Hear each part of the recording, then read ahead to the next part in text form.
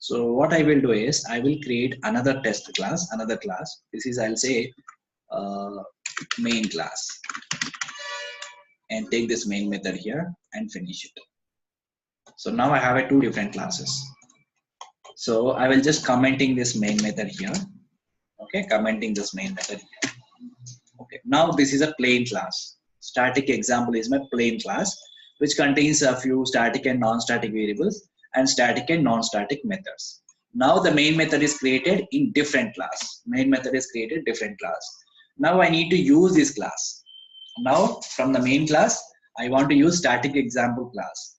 So whatever variables and methods they have created, I want to use in the main class. Okay. So how we can do this? So here I'll just copy the same stuff here and observe what will happen. So here, if we have the main method in the same class, we are able to call M1 method directly, right? So because, and also we are able to use this variable called A, because main is also static, A as well as M1. These are also static. So we are able to directly access them. But when I try to write main method in the another main class, here it is starting giving some error. Okay, same thing, but it is giving some error here. Why it is giving error means, if you have the main method in the same class, right? So this main method will know this A and M1 is belongs to the same class, right? But when I create a main method outside of this class, this main class doesn't know about what is this A, what is this M1, from where it is coming from, right? So we have to specify the class name, from which class these variables and methods are coming from. So static example dot A, and here static example dot M1. So this is how we need to access. So if you want to access static variables and static methods outside of the class, we must specify the class name dot variable name or class name dot method name. But if you create main method within the same class, we don't require the class name. So directly we can call them. But outside of the class, if I want to call M1, if I want to call static variables and static methods, we must use, okay, we must use class name dot variable name, class name dot method name. So this is how we need to use. Okay, so this is another important point you guys remember. And non-static anyway, fine. So non-static, we created anyway object of this class, and through object we are able to access. This is perfectly right. So only the thing is, if you want to access the static variables and static methods within the same class, we don't require to specify the class name dot variable name, class name dot method name. But if you want to access static variables and static methods outside of the class, we must specify the class name dot variable name, class name dot method name. So this is another thing you need to remember. Okay, so static variables and static method we can directly access using class name, but non-static stuff we should be able to access through object. Okay, so remember this very important topic. So we are going to use static keywords many number of places. So that is all about static one. Okay, so now we have understood. Let me just summarize this. So static methods can access static variables, static methods directly, and non-static variables also can access, but through object is also possible. So this is through object, through OBJ it is possible. But non-static methods able to access static variables, static methods, non-static variables, and non-static methods directly. There is no restriction for them. Okay. So this is all about the static keyword.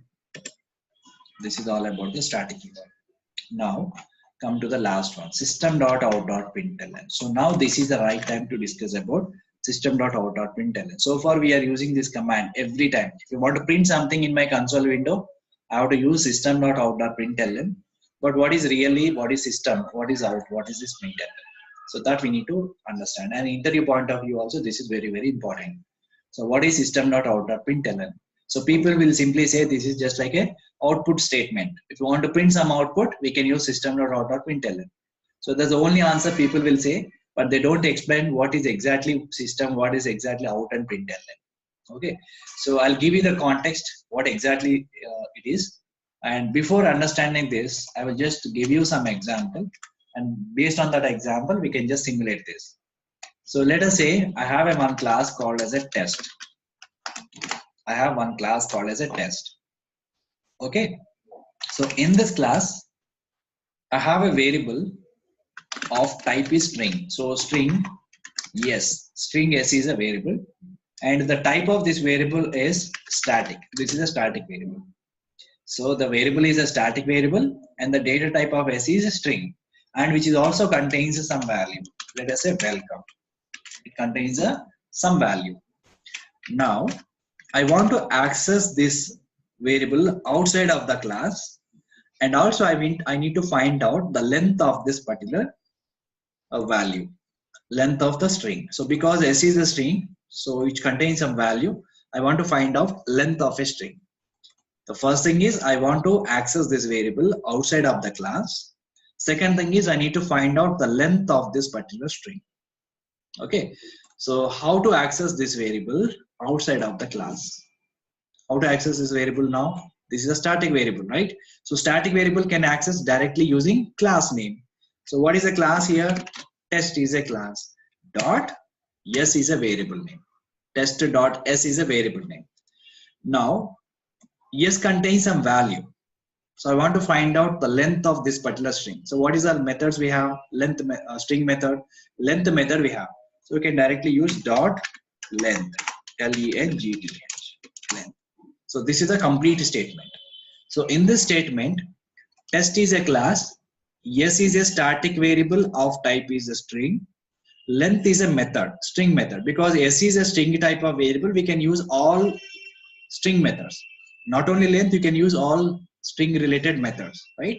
So this will give you complete length of a string.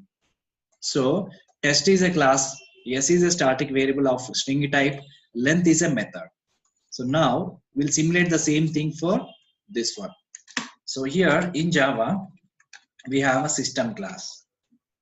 In Java, we have a predefined class called as a system class. So in system class, we have a variable called as a out. And what is the type of this variable is print stream type. Print stream type of variable. So here, this variable is a string type. Similarly, in Java, there is another type called a print stream type. So out is a print stream type, and this is also a static variable. This is also static variable, but it doesn't have any value. But here s contains some value, but here out doesn't have any value. So in Java, system is a predefined class which contains a variable called as out, that is a print stream type and static variable. Okay. Now I want to access this out variable outside of this class. So how we can access this out variable outside of this class? Because out is a static variable, I can access directly specifying the class name. So what is the class name here? System is a class name. Dot out is a static variable. Out is a static variable. And what are all different methods are available which are belongs to print stream is there are two methods are available. One is print and the other one is print ln. So here print ln is a method which is belongs to print stream class. Similarly here length is belongs to string class. Similarly print ln, print, these two methods are belongs to print stream class. Now here length method is return the length of characters, length of a string. But here println method will print something whatever we pass as a parameter. So here, so let us say welcome. So whenever whatever we pass in the double quotations, this message will be printed in the console window. That is the behavior of println method. But here the length method behavior is it will calculate the how many characters we have in the string. That is the output it will return. But what the output it will return, println statement which will return the same message as an output. Whatever message we have put in the double quotations, the same message will be printed in the console window. So that is the behavior of println statement. And you can also use a print statement, print or println. So these two methods are belongs to print stream class. So now you see the overall statement system.out.println. System is a class name, out is a static variable of a print stream type, print is a method. Print and println are methods which are belongs to print stream class. So this is a history of system.out.println. So this is a story about system.out.println. Okay, so you have to explain this with this some small example. So here system is a class name, out is a static variable of print stream class, and print is a method which is belongs to print stream class. Okay, so that's how we need to explain system.out.println command. So if you remember this example, you can just simulate the same thing here. Here also test is a class, s is a variable of static type, and length is a method. Okay, so guys, are you clear? So this one, what is system.out.println? So this is another important interview question. Okay, what is system.out.println in Java? So if you understand what is static, then you will know about system.out.println. So because here this is belongs to static keyword. All right. So we have discussed today about this keyword, call by value, call by reference, static keyword, and finally system.out.println. In the next session, I will discuss about few more important topics called inheritance, interfaces, and so on. Okay, so for today, just practice these items and come to assignment part. And these are the assignments. So the first one, create a class calculation with the following methods. So create one class called as a calculate. I think I have given this yesterday itself. Okay, so this is basically related to method overloading. Okay, method overload. I think this is an assignment I already given yesterday. Okay, so please try this one. Same assignment. Okay, so the question is println and print have a system defined logic. Yes, exactly. You're right. So normally method is nothing but it contains some logic, right? So here these are all user defined methods. So M1, M2, M3, these are all user defined method we created. Similarly, print and println also created by Java itself. Okay, so whenever we call print and println method, the internal logic will be executed. Even in the length method also, when I call the length method, what it is doing internally is it is performing some action internally. It is executing some logic which will find the length of this string.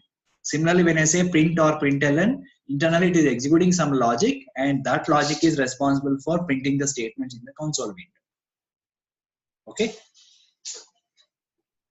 So that's all about today's session, guys. So please practice class examples today. And I'm not giving any new assignment. So please practice all these things. Very, very important, especially static keyword and this keyword. So these are very, very important topics for today. And rest of the topics we'll discuss tomorrow. All right, so let's start today's session. So today we are going to discuss about a few important topics: Java inheritance and method overriding and super and final keywords.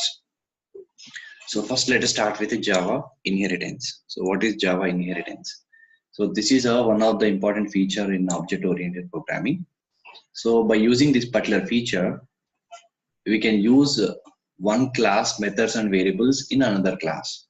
So for example, we have two different classes, and one class we will define all the variables and methods, and I will create another class, and in the new class we can use all the variables and method from the previous class. So for example, I can say parent and child class. So I have a class called A, and this contains a few variables, let's say A, comma, B, comma, C. And it is also contains a few number of methods called M1, M2, and M3, and so on. So this is one class. Suppose there is another class called as a B, and this is also contains some variables, let's say X, comma, Y, and then M5 and M6, and so on. It contains its own things. So now what I want to do is I want to create certain logic, and which is already there in the class A. So a class A methods already implemented those logics. So instead of creating the new logic again in the B class, I will just use this class in B. So I just extend everything from A to B. That means I'll acquire everything from A to B. So now what happens is A becomes a parent class of B. A becomes a parent class of B class. Now B is called as a child class. So here A is called as a parent class, or it is also called as a base class, and also it is called as a super class. And here B is called as a child class, or called as a derived class, or we can call as a subclass. So one class is acquired all the properties and behavior, everything from one another class. This is called as the inheritance concept. So what is the use of this inheritance is reusability. So once we created these variables and methods, we can use these variables and methods any number of times in some other classes. And for the same class, we can create any number of classes. Suppose we can create any number of new classes and we can use these variables and methods in those classes. All these classes called as the child classes, and A is called as the parent class. This is just like an inheritance. Means whatever property we have in the parent, so child can acquire its own property from the parents automatically, right? And child can have its own property. The same concept is applied here. So inheritance means acquiring all the properties from parent to child class. This is basically called as inheritance concept. And to extend everything from, or to acquire everything from parent class to child class, we use one keyword called as extends. Extends we have to use. This is a keyword. Okay, so in Java, we have multiple types of inheritances we have. So we'll discuss them first of all. So let me just write a definition. So inheritance is acquiring all the properties means attributes and behavior means methods from one class to another class is called as a inheritance. And there are 5 types of inheritances we have. Single inheritance, multi-level, hierarchical, multiple, and hybrid. These are the 5 types of inheritances. So what are those 5 types of inheritances? So single inheritance, multi-level, hierarchical, multiple, and hybrid. So let me just open whiteboard.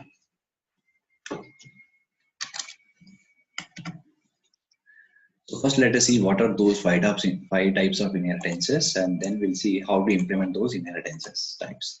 So the first type is single inheritance. So single inheritance means we will have only one parent, have only one child class. One parent class and one child class. A is a parent, B is a child class. This is called as a single inheritance. Single inheritance. And multi-level inheritance means this is called single.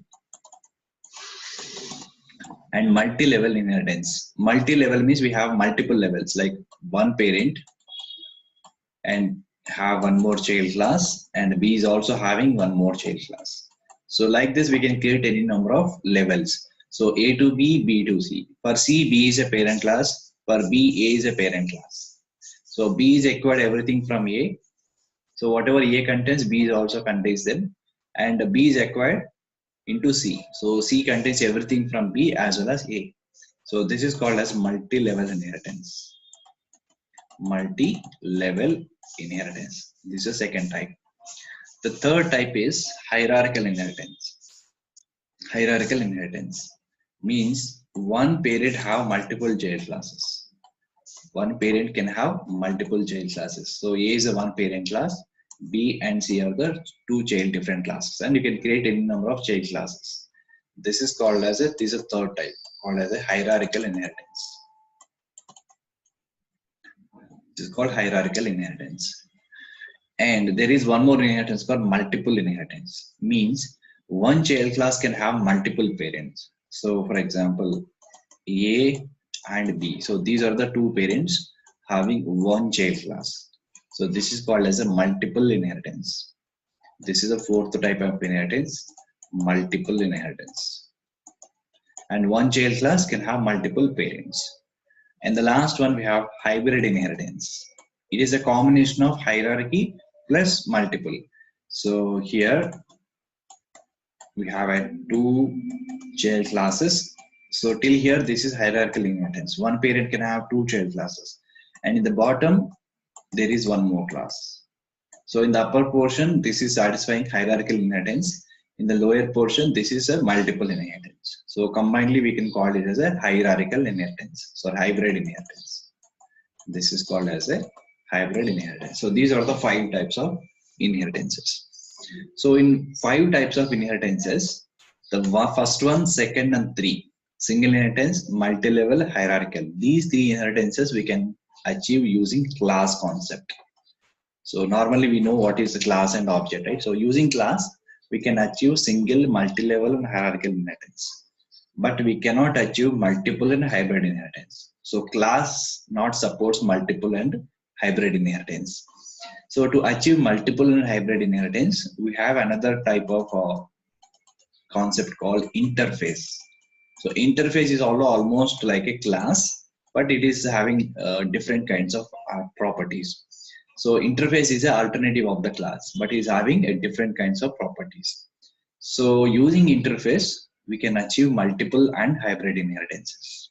Okay, using interface, we can achieve multiple and hybrid inheritance. Because if I use a class cannot extend multiple parent classes. So that is a problem in the class. So one class cannot extend multiple parents. So here it will fail. If multiple inheritance itself is not satisfied, hybrid inheritance also contains a multiple internal array. So it is also not satisfied. So these two we can achieve by using interface concept. And first three types of inheritances we can achieve using class concept. And today we'll focus on first three types of inheritances. And in the tomorrow session, I'll show you what is interface, how to declare interface, and how to achieve these two inheritance concepts using interface concept. Okay. So today we'll focus on first three types of inheritances: single, multi-level, and hierarchical. Now, let me show you one example. So first, let us start with a practical example. So first, single inheritance, multi-level, hierarchical. So first, we'll see these three types of inheritances. So this is our project, and today is day 8. I'm creating a new package, day 8, finish. So I'm just creating a new class, and my class name is inheritance or inheritance types demo. Inheritance types demo. Take this main method, then finish it. Okay, so this is one class. So here public class inheritance demos, right? This is one class.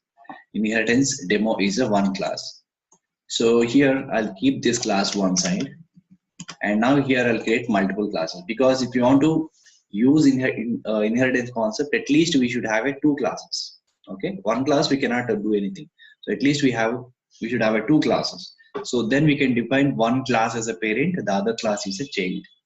So let us have inheritance demo types demo. This is the actual class, and here I will create one class A, and this class contains, I'll define one variable called A. So this is one variable called A, and along with this variable I will also create one method. Let's say void display. This is a method. So inside this method I will print that value of A. So here system.out.println, just print the value of it. So this is a parent class. So this is just a normal class. Class A, which contains a variable called A and is also trying to display the value of A in the using display method. Okay. Now I'll create another class, that is class B. This is a new class, and class B extends. So class B is also contains integer B. So integer B. This is a variable, and I will also create one method called void print. Okay, so this is the method, and inside this method I will print the value of. So I'll print the value of B. So now I have A and I have B class. So two classes have. So whatever I have already created in class A, I want to use it in the class B. So that means B should acquire everything from class A. So what I can do is I can use here extends A. So when I say extends A, then A becomes a parent class. A becomes a parent class and B becomes a child class. Here B is child class. B is a child class. So now B acquired everything from class A, right? So when I create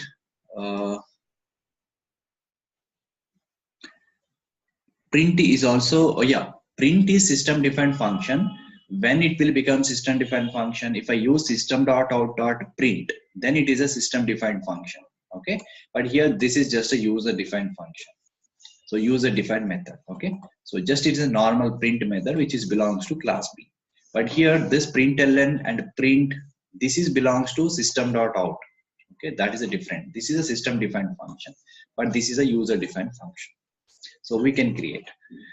So here system.out.println, I'm just printing the value of B here using print function. So currently I have a 2 classes, and class A is a parent class, class B becomes a child class. So when I create an object for class A, I can access variable A and display method. And when I create an object for class B, I can access B and print method along with this A variable and display method. Why? Because this is already extended everything from class A. Now B is also contains A and display method. So when I say, as soon as I say extends A, B contains everything from class A. So when I create an object for class B, I can also access everything from class A, because A becomes a parent class of class B. So B contains everything from class A. So that's the logic here. So now come to the main class. So in this main class, objects and everything should be created in the main class and main method itself. So come to the main class and main method. Here, if I create an object for class A, so let me just create an object for class A obj is equal to new A. So now I created an object for class A. Now when I say here A obj dot, okay, now you can see it is displaying A and also display method. So these two are visible. So I can access the value of A and display method. So I'll access A here. So A obj dot A is equal to, I'll put some value here, and A obj dot, then I can call display method. So when I create an object for class A, I can access only this particular variable and only this particular method. So when I run this, it will print the output here 100. So 100 we assign to A, so 100 is printed using display method. Now what I will do is, I will just create object for class B. So here B obj is equal to new B. Okay, so B obj is equal to new B. So now I have created object of class B. So by using this object, I can access everything from B as well as A. So when I say B obj dot, now we can see it is visible. All the variables and methods are visible from B as well as A. So A and B, and here display method and here print method. So everything is populated here. So when I create an object for class B, I can access everything from B and also A as well. So B obj dot A is equal to, and here I'll put 10 B obj dot B also I'm able to access. B is equal to, I said 20, and B obj dot, first I will call display method, then B obj dot print method. Okay, so now when I create an object for class B, I'm able to access everything from class A and also class B as well as class A. So this is called as single inheritance. So when I run this code, so this 100 is printed by this one display method, and 20 and 10 and 20 is printed by display method and print method. So this is called as single inheritance. So we have one parent and one child class. Okay, this is external class. Okay, inheritance types demo. This is a completely different class, and where we have created objects of the classes, and we can use. If you want to separate this main class, you can create another class file, and you can write this code separately instead of putting in the same class. Okay, so this is called as single inheritance. It is called as a single inheritance. Means we have only one parent and one child class. And the next one is a multi-level inheritance. So multi-level inheritance means we have multiple levels like A to B and B to C. Here we have a multiple levels. We can create any number of levels, and it includes a single inheritance. Again, if you see here, A to B is a single inheritance, B to C is also single inheritance, but it contains multiple single inheritances. So we can create any number of child classes like this. So what I will do is, in the same example, so I'll create one more class here. Along with the A and B, I will create one more class called as a C and extends B. Extends B. So now here C is a child class of B, and for C, B is the parent class. So here C is child class of B, but here B is a child class of A. Okay, so when I create a child class C, it is acquired everything from B. That means if I create an object for C, I can access everything from C, B as well as A. But why we are able to access from A also? Because whenever I extend as B, right? So B is already having everything from A. So because B is already extended everything from A. So that means B contains A variable, B variable, display and print everything. When I extend B into C, now C contains everything from B as well as A. So this is called grand child class. Okay. So now I'll implement something in the C. So here I'll create another variable called integer C. And to print the value of C, I will create one more method. Let's say void show. And inside this method, I will just write. So we have display method here, print method here, and here as a show method. So here I can say system.out.println. I just print the value of C here. Okay, this is a C method, C class. So now I create an object of C here. C obj is equal to new C. So now by using C object, I can access everything from A as well as B. So C obj dot, when I say C obj dot, now you can see all three variables are visible here. Display method is visible, and print and show. So these two methods are also visible. So now I can access all the variables. Let's say C obj is equal to 15, some value I have assigned. C obj dot D is equal to 25, and C obj dot C is equal to 35. So some values I have given. Now I'll call all the three methods. C obj dot first display method. You can call any order, or similarly you can also assign the variables in any order. Order is not much important here. So C obj dot next one is print method, and then C obj dot show method. Okay, so now when I create an object of C, I can access everything from A, B as well as grandparent A. So let's run this as Java application. So now we got, these are the three outputs we are getting from C object.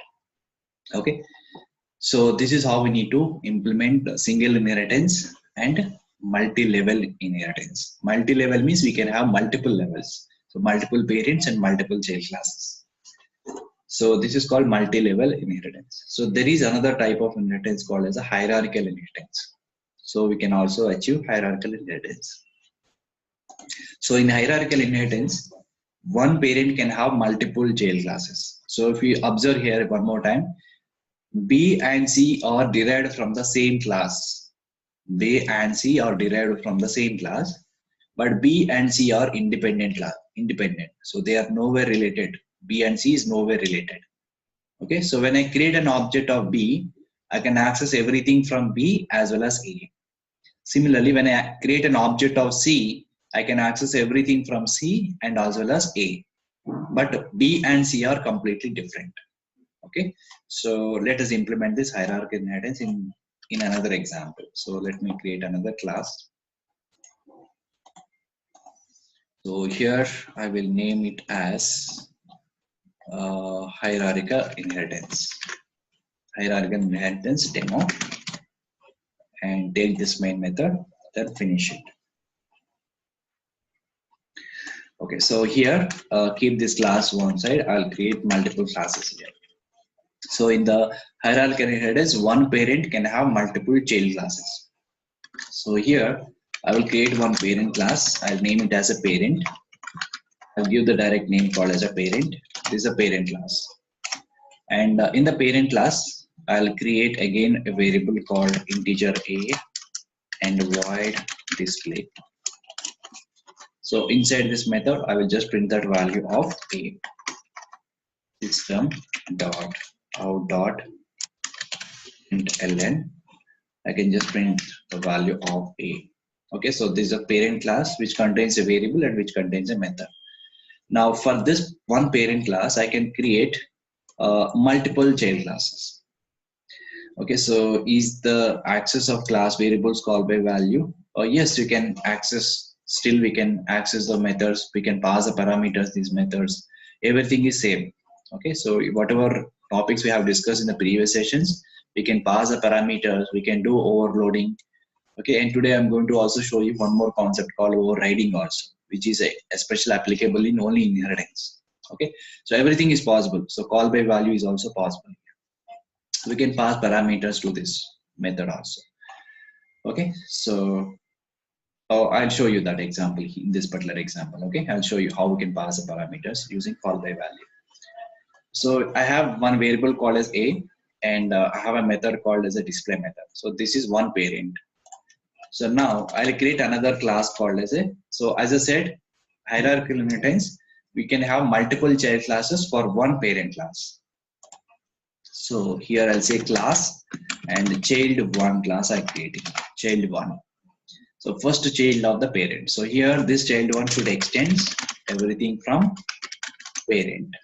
Okay. Now child one can have its own stuff. Let's say here I'll create some other variable. Let's say integer x, and here I'll just called void show. So void show. So this is another child one. So here I'll print that value of x. Let's print system dot out dot println, just say x here.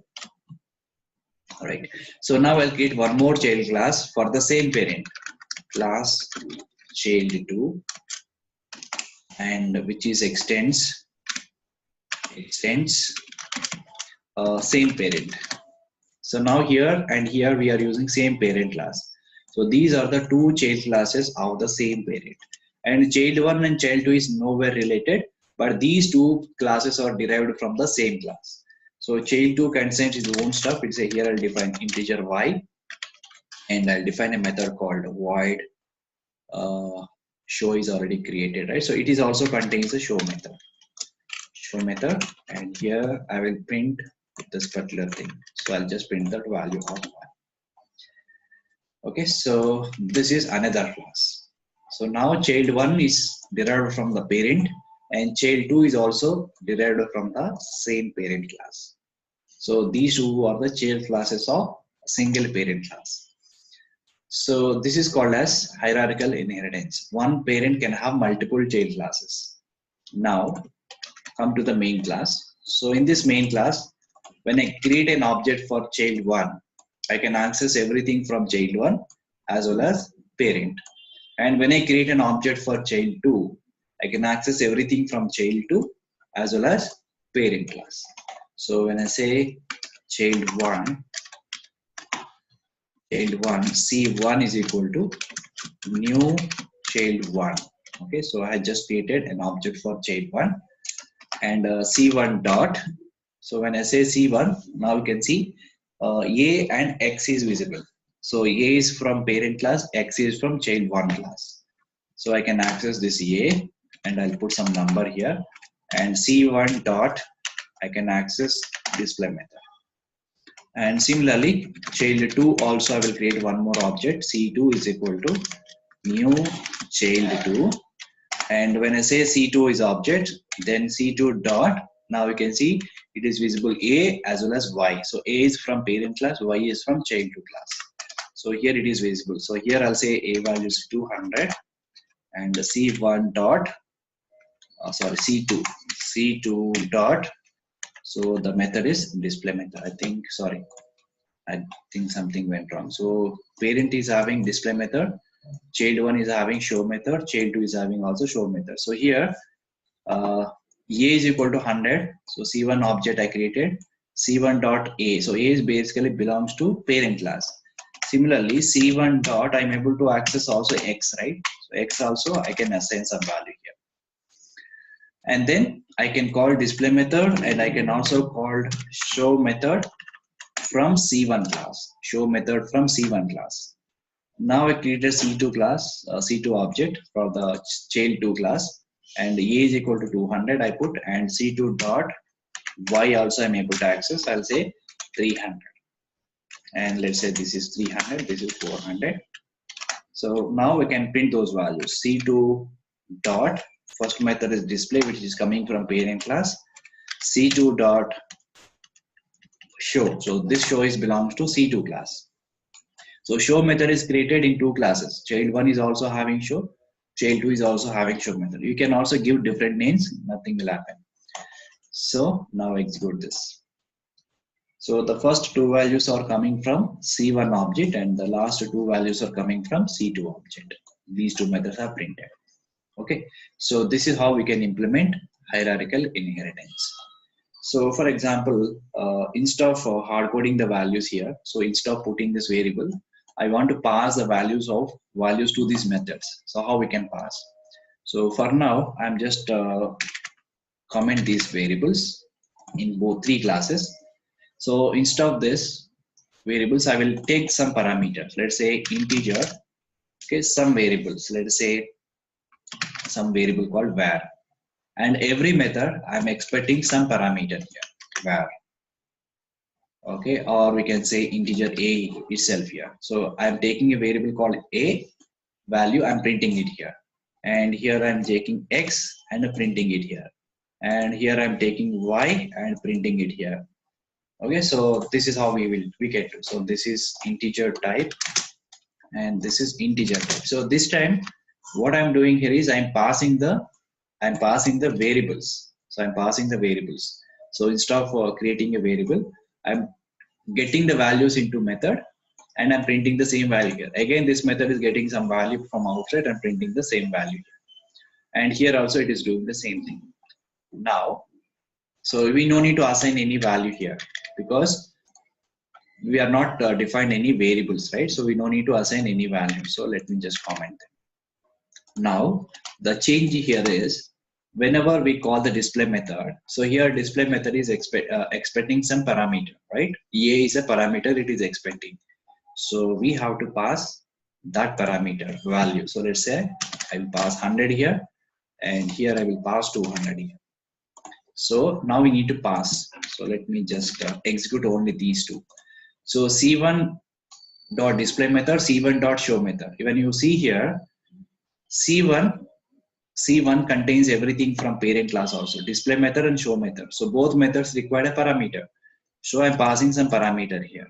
So when I run this, it will print the same values of 100 and 200. Okay, so we can pass these values to these methods instead of creating the variables. And here also, when I create a child class object C1, it is acquired everything from parent class, that is called display method, and also show method. But here we don't have any concept of variables because we haven't defined any variables. Just we have commented this. Okay. If you create a variable, okay, then you no need to pass anything here. Just directly add the value to that variable using object, and then call the method directly without passing any parameter. And if you want to pass a parameter, then you don't require to assign a value here. Okay. And similarly for C2 object also, I'll pass some value here. C2 dot display of let's say 10, and C2 dot display of show is called 15. Okay. Now run this. So it will also give the same output. So 10 and 15 is also printed. So this is how we can also pass the parameters. So passing parameters is the same concept even in the inheritance. Okay, you can pass multiple parameters and multiple data type of variables. You can pass anything. So this is called as hierarchical inheritance. So far we discussed about three types of inheritances: single inheritance, multiple inheritance, hierarchical inheritance. So these three types of inheritances supported by class concept. But a class cannot support multiple and hybrid. So why? Because if you want to write multiple inheritance, we have to write a statement like this, right? So C class extends A and B. So we have to write two classes here. So this is not possible using class. So we can create only one class at a time here. We cannot define multiple classes. So that's the reason multiple and hybrid inheritances not supported by using class concept. So it is possible using interface concept. Okay, so the interface concept I will discuss in the tomorrow session, and today we are going to discuss a few more topics which are again related to inheritance. Like the very important topic is method overriding and super keyword, final keyword. So these things we can use only within inheritance. Okay, so let us discuss one more topic in inheritance. So we have discussed about Java inheritance and different types of inheritances, and first three inheritance types we have implemented. So multiple and hybrid inheritances we will see tomorrow session by using interface concept. So before implementing these two, we need to understand what is interface, how to create interface, how to use interface, all these things. So I'll just skip that particular concept to the next session, and let us continue with the method overriding concept. Method overriding. So this is another very important topic. So in the previous sessions, we have seen method overloading concept. Method overloading. So in interview perspective, these are very important questions. What is difference between method overloading, method overriding? So people will confuse, a lot of confusion is here. Method overloading, method overriding. So I'll tell you what are the differences between method overloading and method overriding. So please focus on this. So method overriding means, for example, I have created one class. So let us say I have a class. So I have a class called as A. So here I created a method called M1. Okay, M1 method I created with some parameters and some body I have created here. This is a method which is coming from class A. Now I created one child class of B, sorry, of A. So I created one more child class B, which is derived from the class A. So now in the B class is acquired everything from A, right? So now M1 is also belongs to class B. M1 method is also belongs to class B. Now in the class B, I want to recreate this method. So I don't like this implementation in the class A. Now what I want to do is I want to re-implement the same method in the class B. So here I will write the same method again. Okay, but I will change this body. I will change this body of this method. Okay, that means I will override this existing method with the new body in the child class. So this concept is called overriding concept. So overriding means here we should not change the definition of the method. That is very important point. We should not change the definition. What is the definition? Return type of the method, name of the method, number of parameters, data type parameters, order of parameters. So this is called as a definition. So we should not change any definition in the child class. Here if I say void, and here also it should be void. Here if you say method name is M1, here also it should be M1.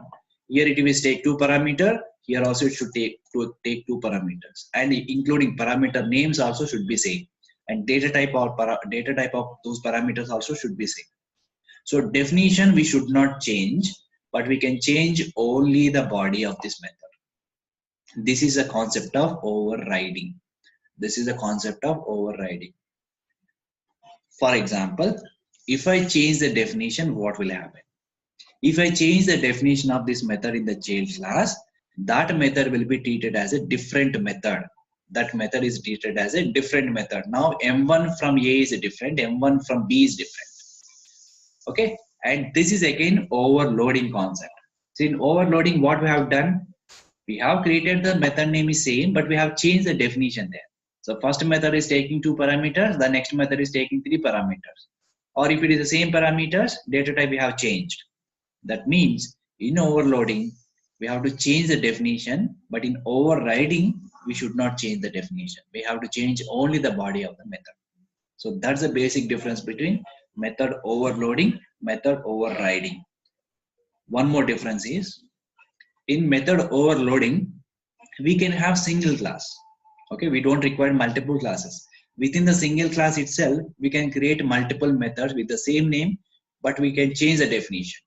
That is overloading. But when you come to the overriding, in overriding, we must have at least two classes. So in overriding, we must have two classes. So here the same method, If I create again in the same class, it will say duplication. Okay, same definition. If I create one more time, it will say duplication.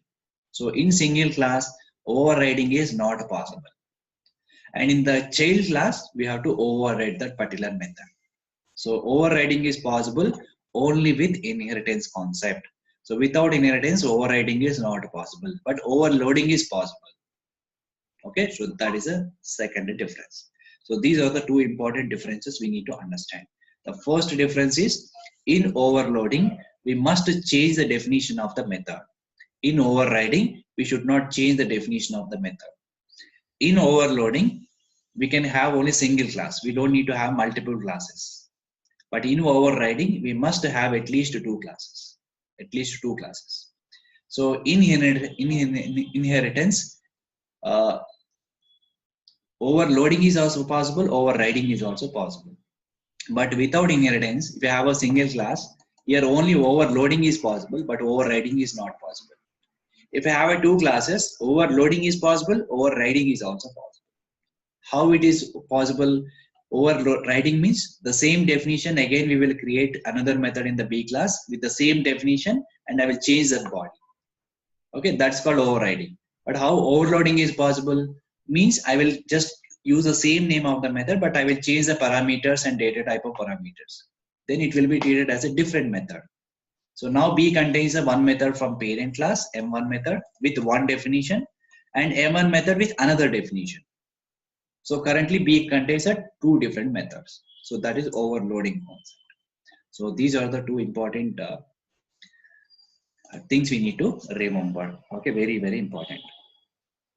So here I will just write a few important points about method overriding. So rewrite the methods in the child classes. Rewriting the methods in the child classes is called method overriding. Method definition should be the same and body should be the change. So these are the rules we have to follow when you do overriding concept. Method definition should be the same, body should be changed. Now I have just compared these two things here. In overloading, within a single class and multiple classes, in both the places we can do overloading. And here with definition we have to change. But in comes under the overriding concept, only inheritance is possible. That means we should have at least two classes. And definition should not be changed. Only body can be changed. So that's the basic differences between method overloading, method overriding. Okay, so where we have to use a method overriding concept. So I'll show you with a real-time example where we can use this method overriding concept. So basically the concept of overriding is whatever method we created already in the parent class, I will just change that method I will recreate the same method again in the child class. So that is the concept of overriding. All right. Now let us try to implement this. Let's go to Eclipse. Now here I'll create another example to implement method overriding. So before implementing this method overriding, I'll show you one example here. Okay. So in this particular example, this is actual real scenario where we can use method overriding concept. Why we have to override all the methods every time means this is a scenario. So let us say I have a bank class. This bank is a parent class. This bank is a parent class and which contains a method called get rate of interest. Get rate of interest. So I have created one method in the bank class. Now for the same bank class, I have multiple child classes. So this is basically hierarchical inheritance, but we can still use any kind of other inheritances. So here for the bank class, I have three different child classes. So SBI, ICICI, and Axis. These three are the three different banks I have created for the same parent class. Because every bank is having some rate of interest. But the value can be changed. The rate of interest will be changed from one bank to another bank. But every bank should have some rate of interest. So what I will do here is I will just create one parent class called as a bank, which contains a rate of interest is a method. I'll create three different child classes of the same parent class. So when I create a child classes of the parent class, it will also acquire everything from the parent class. Now SBI is acquired everything from parent class, so it is also contains a get rate of interest. So here the body should be changed, because the bank class rate of interest will be different, but in the child class, as per this bank, rate of interest can be different. So in that context, I will change the body of this method here. Similarly, the same method is again recreated in another class and different classes. So that why we need to recreate, because that rate of interest value can be changed from one bank to another bank. So that I can just acquire the parent class, everything from parent class, then I can override those methods. Okay, this is a real scenario. So let us implement this. So I'll create another example class and I will name it as a method overriding. So let me just close this. Okay, so now here I'll give some name to this.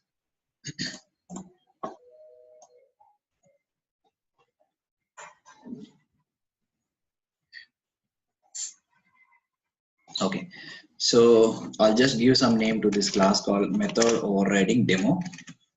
Take this main method, then finish it.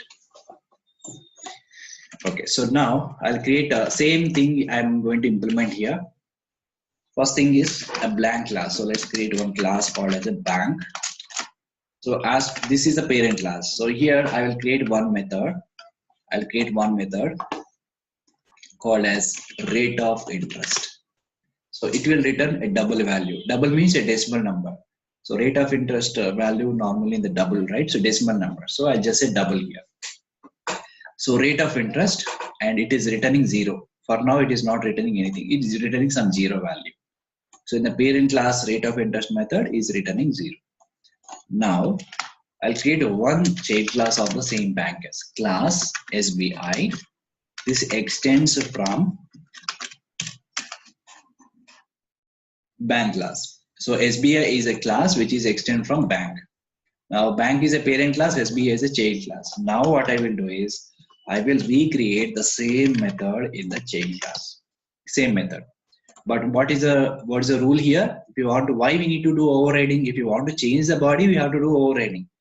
Unnecessarily, why we need to have the same method again here? We don't require, right? So because SBI is anyway contains this method. Why again we have to create this method? If the body is same, we don't need to create anything else. If the body, if you want to change, then you have to recreate this method. Otherwise, not at all required. So here, when I create this method again, so that means I should change this body. Okay, then only there is a use. So here I will just return 10.5 is an interest. As per this SBI bank, my interest rate is 10.5. Okay, now I have changed this method. So this is overridden method. So whatever method we created in the parent class, I have override that particular method. Now I'll create one more chain class. Let's say, so here ICICI. So this is another bank, and which is extends same parent class. Which is also extends the same parent class. Now in the parent class, it is returning 0, but here I will change that body. So here, as per this particular bank, rate of interest will be different. Let's say 12.5. So this is the rate of interest. So you can create any number of classes like this, and those classes are extend from the same class, and you can change this method. And if you have any parameters to this method, you must specify those parameters also. Very, very important. Okay. Because we should not change the definition of the method. We should change only the body of the method. That's a more important point here. So now I have just created two different classes for the same parent class, and I have override those methods in two different classes, two different child classes. Now come to the main class. So in the main class, main method. So first I will create an object of SBI. So SBI is my class, and here I'll say SBI obj, SBI class object, SBI obj is equal to new SBI. So now I just created an object for SBI. So now when I call SBI obj dot rate of interest, so this method is returning something, right? So we can print that value here, system dot out dot println. I can print the value here. Okay, so now which method will be called? So when I call this rate of interest method from SBI object, right? So SBI object I created and called rate of interest method. So whichever method is newly created, so SBI is already extended from bank. So the method is overridden here. So already method is modified here. So whichever the modified method we created newly, so that method will be executes. So when I create an object of SBI Bank, the latest method will be executes. So when I run this, it will give you 10.5. Okay. Similarly, I can create an object for another class. So this is ICICI. And let's say this is ICICI object dot rate of interest. So now when I call this rate of interest method from this particular object, then this should return 12.5. Run this as a Java application. Now it is written 12.5. So the same method we have in the parent, but according to our requirement, we can just override the same method in the child classes. Okay, so this is called as method overriding concept. In method overriding, we must change the definition. We should not change the definition. We should change only the body of the method. And this is very important concept. Again, it will repeat in when you are learning Selenium concepts. Okay, so this is a topic again I'll reuse in future sessions. So this is called as overriding concept. Overriding is possible only within the inheritance. At least we should have two classes. One is parent and one is child class. Okay, so this is all about overriding in inheritance. Overriding in inheritance. So we can override the methods in the child classes. So now we'll move on to the next one, super keyword and the final keywords. Super and final keywords. So these two keywords we can use only within inheritance. Okay. So let us see where we have to use super keyword, final keyword, and why we have to use them. So first let us see super keyword. A simple concept. Okay, super keyword. So in the last session I talked about static keyword, right? So this is super keyword. So this is a we can use only within inheritance. So super keyword can be used in two different ways. One is, here I'll write, super keyword can be used to refer immediate parent class instance variable. Super keyword can be used to invoke immediate parent class method. So to invoke immediate parent class variable, to invoke immediate parent class method. So what is this we need to understand? Immediate parent class instance variable, immediate parent class method. So immediate parent class, what is immediate parent class? Means I have a class called A and B and C. So I have derived like this. So A is extended into B, B is extended into A. For C class, A, B is an immediate parent class. For C, A is also parent class. So for C, there are two parents. B is a one parent, A is a grandparent. There are two parents are there. But what is immediate parent class? Means B is an immediate parent class of C class. Okay. Now the next thing is, what is instance variable? Instance variable means the variables which are created inside the classes are called instance variables. Okay. So the super keyword can be used to refer immediate parent class instance variable, and also can be used to invoke immediate parent class method. So these are the two important usages of super keyword. So let us understand these two with some examples. So here what I will do is I will just create a class, a new class. My class name is animal. Okay, my class name is animal. So I don't take any main method here, just it is a simple plain class. So in this animal class, okay, in this animal class, I'll create a variable. I will create a variable. So what is that variable is string color is equal to, let's say white. So white. So this is a variable I created inside the class. So string color is equal to white.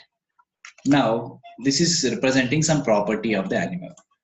And eating. So I will just create one more method called as a eating. This is representing some behavior of the animal. So in the eating method, I will write a message called system.out.println. I can just print something. So let's say eating. Okay, so this is my animal class. So animal is my class which contains simple a variable and a method. Now I'll create another class here called as a dog. Okay, and this dog class extends everything from animal. Extends everything from animal class. Now observe this.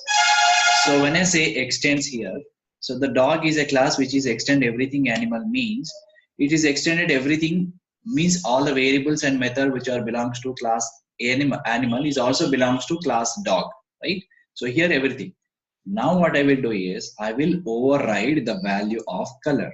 So I will redefine this variable again here, and this time I will change this value.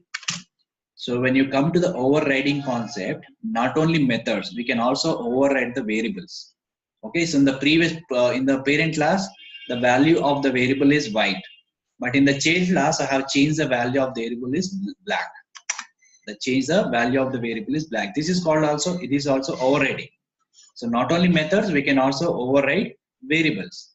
So as soon as I have changed with the new variable, so now the current value of the color is black. The current value of the color is black. This is a new value. Okay, so this is a one. So now I have just created one variable, and here I have created one eating is a one method, and here I will also create same method you can create, or you can just leave as it is. All right. So now what I want to do here is I'll just create one more class. Observe this. This is more important. And I can create one more method here, display method. Let's say void. Okay, so display method. So just I want to see the color value, right? So to print the color, I can just create one method called display here. And here I'll say system.out.println. The value of color I'll print here. Okay, that's it.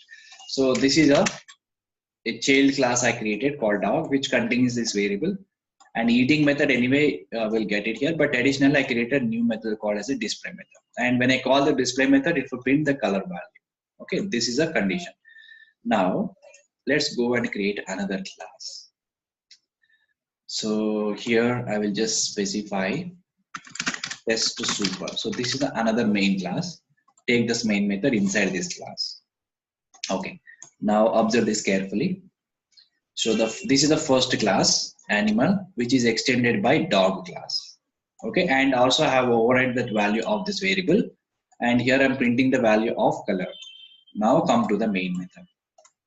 So if I want to access everything from this dog class, I want to access everything from the dog class, right? So when you can create an object here, right?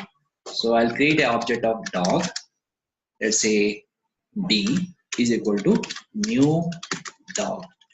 So now I created an object of dog class, so that through this object I can call this, I can use this variable, I can access this variable, and also I can call display method.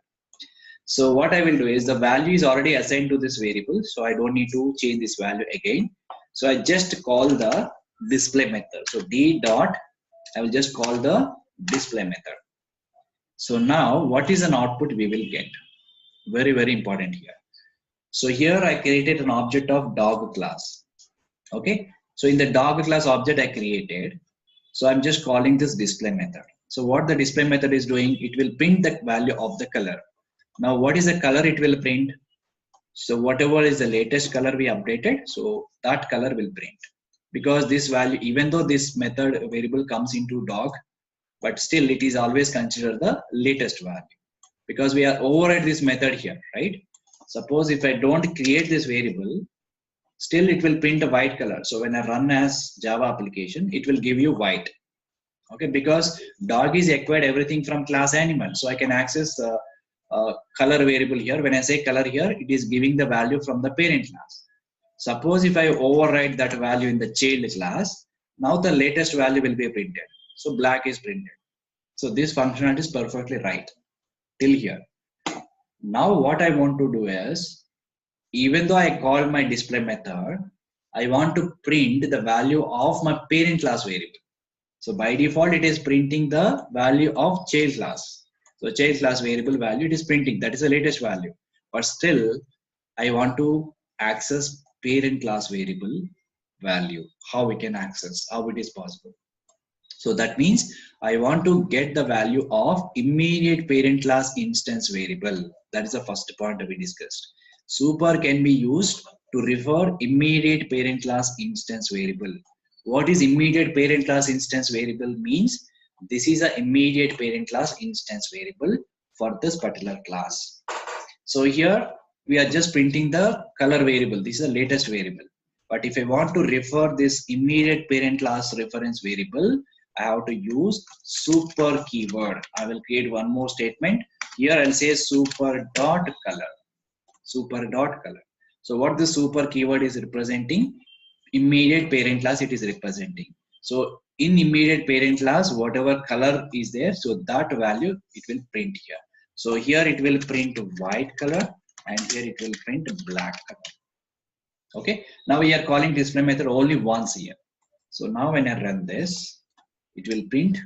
First statement is printed white and first statement is printed as a black because that is the latest value. And second is printed as a white because here we are referring the immediate parent class instance variable. So that is a use of super keyword.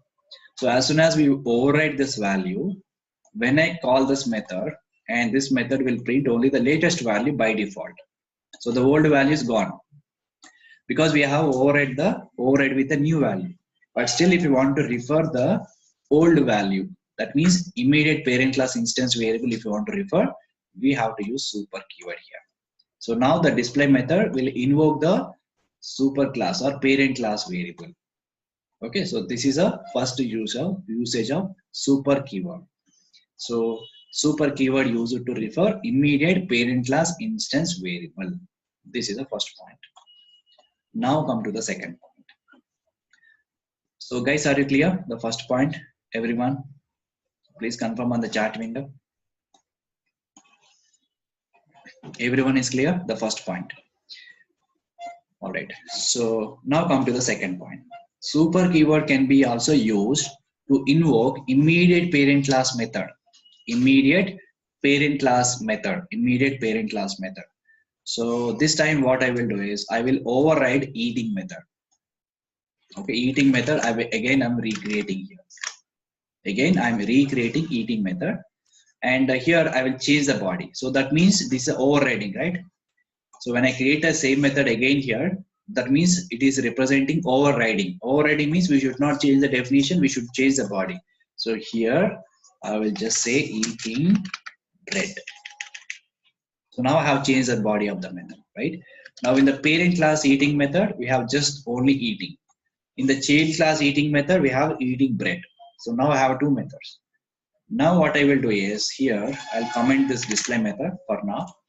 And through this object, I will call eating method. Eating method. Now which method will be called? So when I say d.eating, the d is an object of dog class. So from this dog class, eating method will be called. So in eating method will be called, here it will print eating bread method, right? Eating bread is the output it will give. Because this is the latest method we override. We have recreated this. So parent method is gone. Okay. So now we'll get the output from this child class. When I run this as a Java application, now we will get the eating bread. So this is an output which is giving from the child class method. Suppose if I don't create this method, what happens? Dog class acquired everything from the parent class animal. So it will print the output from the parent class. So when I run as a Java application, it will print that value from the parent class method. But when I override this method in the child class, so the new method is created here. So the latest method will be applied. So whenever I called eating method, it will give the value from the latest method in the child class.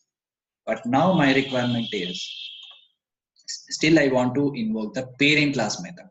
So by default, this eating method is invoking child class method. So I'm getting the message from the child class method. But from here, I want to invoke my immediate parent class method. So I want to invoke immediate parent class method. How it is possible? So this is possible here. I will just say super dot eating. So now what happens when I call eating method? First it will print this message eating bread. And then if I want to invoke my parent class method, suppose if you don't want to print this message also, just comment this. Okay. Now when I call this eating method here, first child class eating method will be called. Now internally this eating method again invoke the parent class eating method. So super is representing the parent class. Super dot eating. So in the super class, whichever eating method we created, that method will be invoked. Now when I run this code, it will give you the output from the immediate parent class method. So you still have this method, still have this statement, then it will print two outputs. So the first output is eating bread. This is the message is printed. Then it is invoked parent class method and it is also giving the same message. So this is how we can use super keyword in second one. So the first one we have seen, super keyword can be used to refer immediate parent class instance variable, and super keyword also can be used to invoke immediate parent class method. Immediate parent class method.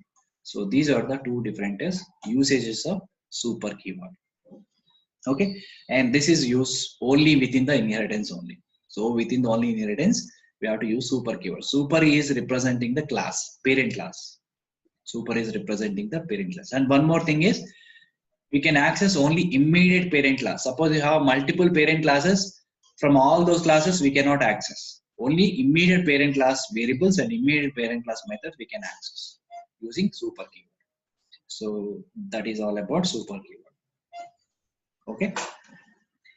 So now let's move on to the next one called final keyword. So final is one more keyword. So basically final keyword is applied for classes and can also applied for methods and also can be applied for variables. So different levels we can apply final keyword. But the behavior will be different. So when I apply final keyword for the class, the behavior is different. And when I apply final keyword for variables and methods, the behavior is different. So now we'll see how to use this final keyword. So the first final keyword. So I'll start with the variables. I will start with the variables. So let's create another class.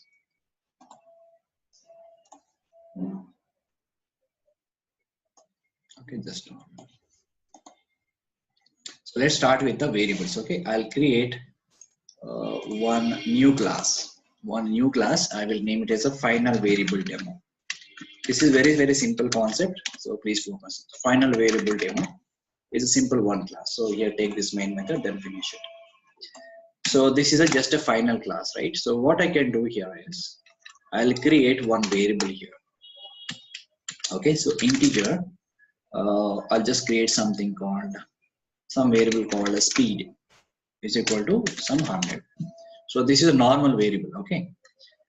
So if you want to change this value, you can change in the main method. So how we can access this variable in the main method? So this is a non-static variable. So main is a static method, right? So if you want to access this variable, we must create an object. So through object only we can access. So I will create an object for final variable demo class. Let's say fm is equal to new final variable demo. Why we need to create an object here? Because variable is a non-static, main is a static method. So both are different, we cannot access. So if you want to access, then we have to create an object, and through object we can access. So fm dot, I'm accessing this variable speed, and I'll change this value here to 100. Okay, now I can print this value. So I'll just print that value of speed. System dot out dot println. I'll just print the value of this fm dot speed. Fm dot speed. Okay, so now what is the value it will print? It will print the latest value. So 200. So current default value is 100, but if I don't add any new value, it will print only 100. 100 is printed. But here I have modified this value. I have modified this value so that it's giving the new value. This function is perfectly right. Now what is my requirement here is, once I created this variable with some value, I don't want to change this value anywhere else. I don't want to change this value. I want to make this value is constant. I don't want to change this value anywhere else. Then I have to specify this variable as final. So as soon as I final here, it is giving error here. See, the final field, final variable demo.speed cannot be assigned. Cannot be assigned means this variable is a constant. We cannot modify or change that value. Okay, so this is a kind of restriction level access. So when I say a variable as a final, the value of that variable cannot be changed. The value of that variable cannot be changed. So this is incorrect. Okay, so this is incorrect. So it will give you compile time error. So compile time error means here itself it will give you error. So if I change this, if I remove this final keyword here, then we can able to access here. Okay, so when I run this, it will throw an error. But here itself it is showing an error, right? So we cannot execute this code. So this is incorrect. So it will throw compile time error. So that's the first point. So final keyword, the final keyword. If I apply final keyword for the variables, you cannot change the value of that particular variable. You cannot change the value of that particular variable. That's the first thing. Now, so when I apply the final keyword for the method, then what happens? So when I apply a final keyword for the method, that method we cannot override into child classes. That method we cannot override into child classes. So here we're restricting the method, like we cannot override that method in the child class. We are restricting completely. Okay, we are not allowing others to create, we are not allowing others to recreating the method in the child class. To do this, you have to specify final keyword in front of the method. Now let me show you one more example. So right click, new class, and here I will name it as a final method demo. Final method demo. Okay, so here, so I will create one class here. In the final method demo, I'll create one class called, let us say, class bike. So I create one class called as a bike. So here I will create one method called void run. So in this method, I will write simple message system.out.println. So here I'll just say running. Some message I have printed here. So this is a bike class. Now I'll create immediately one more child class. So child is, I'll say, Honda, and which is extends from bike class. So when I extend bike class, this method is again belongs to Honda class. This method is again belongs to Honda class, right? I will override this method. In the Honda class, instead of running, here I'll just say started.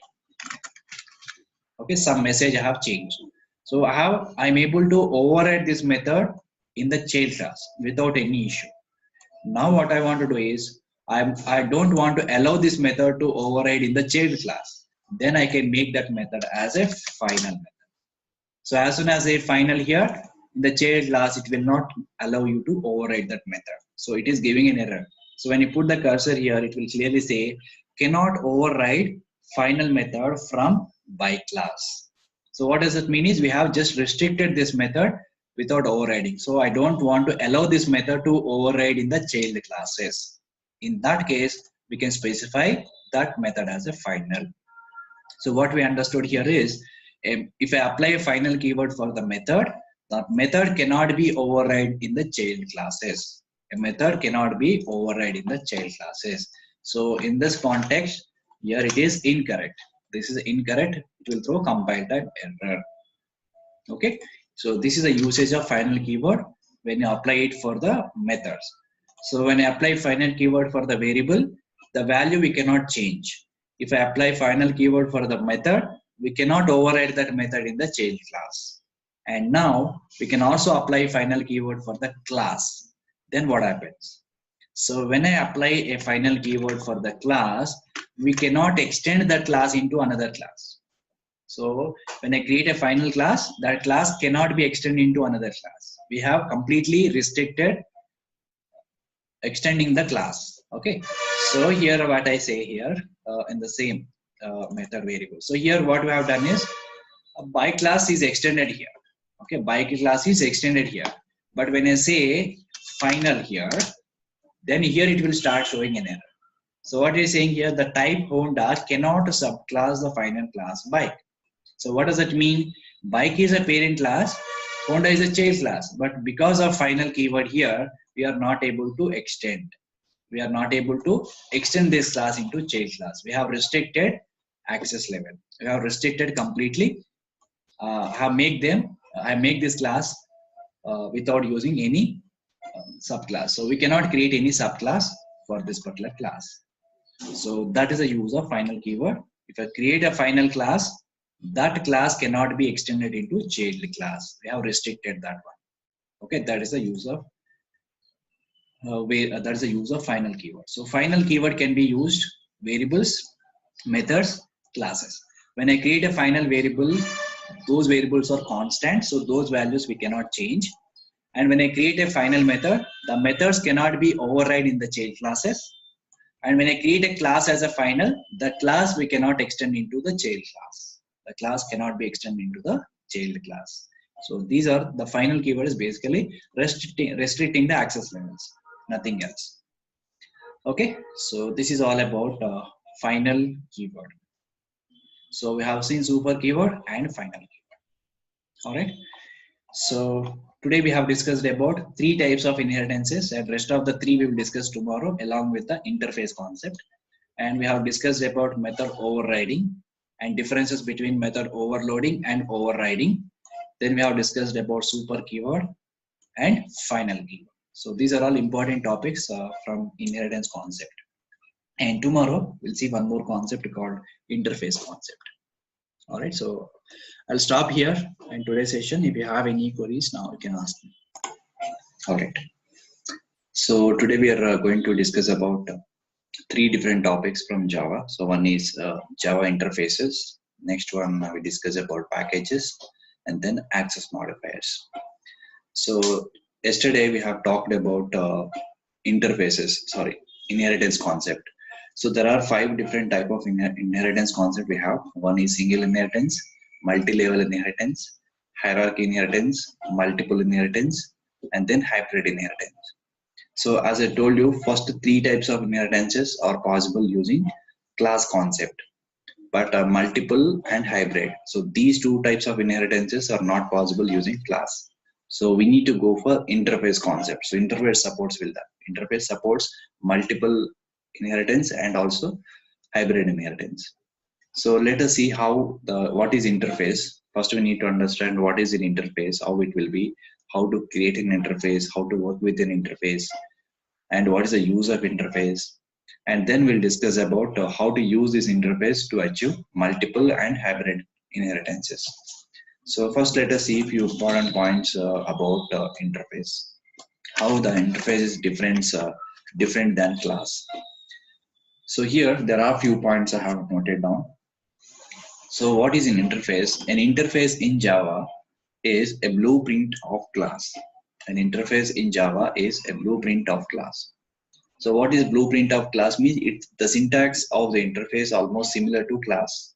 So just instead of using class keyword, we use interface keyword. That's the only change, but rest of the things are same. So that's the reason we say interface is a blueprint of class.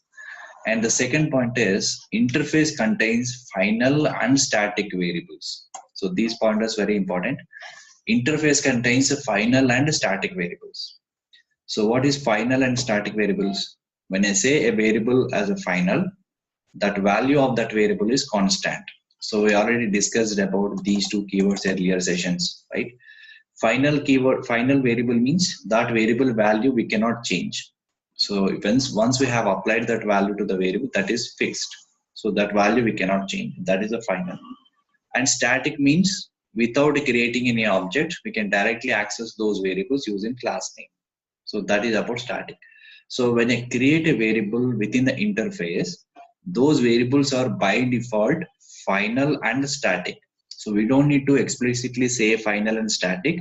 By default, interface contains final and static variables.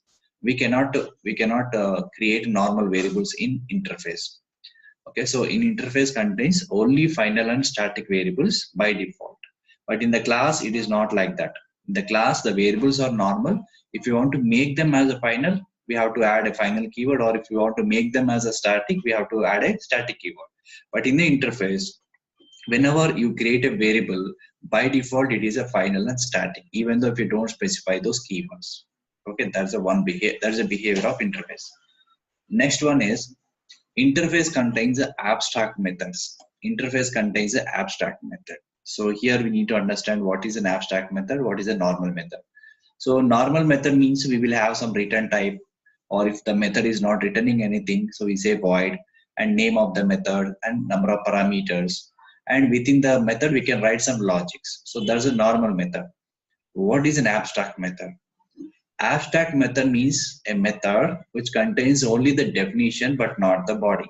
That means it contains only definition but not implementation. So a method without having any logic. Simply say a method without having any logic. We simply specify the definition. So that's called as an abstract method. But I'll tell you what is the use of method if I don't implement anything, right? So we'll discuss that. So abstract method is a method which contains the only definition but not the body. There's another point.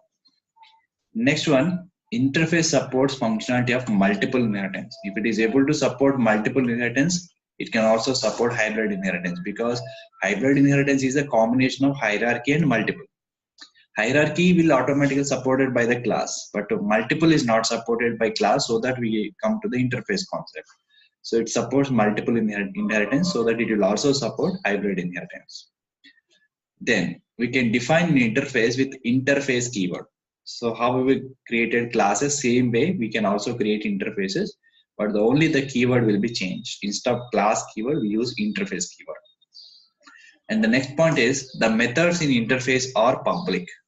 So public is basically an access modifier. There are 4 types of access modifiers we have: private, protected, default, and public. So public is nothing but it's a completely open. So those methods can be accessed within the method, within the class, outside of the class, outside of the package, everywhere. So interface contains the methods. Those methods are by default public. Even we don't need to specify any access modifier for those methods. By default, it is a public. But in the class, methods are default. In the class, if I create any method, we have to make intentionally either private or public or default, whatever. We have to specify the access modifier. If I don't specify any access modifier, then it will be considered as a default in class. But in the interface, by default, the methods are public. Okay, so these are the important bullet points which we need to remember before creating interface and before working with the interface. Now I'll show you a few examples how to create an interface and everything. But what is the use of interface? As I said, interface contains the abstract method. So only we have some variables. Other than this, we don't have any methods. But if I don't create any implementation for those methods, what is the use of interface? Why we need to create this interface? Because there are some scenarios we have. So for example, sometimes what happens is in the real-time environment, or developers or tester, whatever, they need they should know 2 things importantly. So if you start writing your code, you should know 2 important things. What are those 2 important things are? The first one is you need to know about the requirement.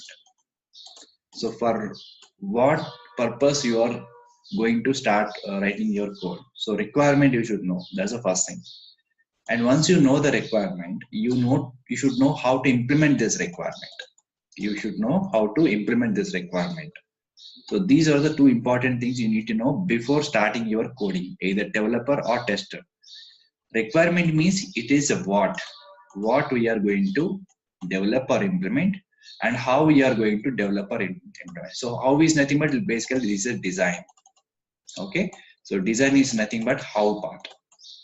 So requirement we should know, design we should know. So requirement says what to implement, design says how to implement. Okay, this is the basic things we need to know before starting our coding. Either it can be automation code or development code, whatever. So requirement we should know, and how to design that requirement we should know. So requirement contains what to implement, and design says how to implement.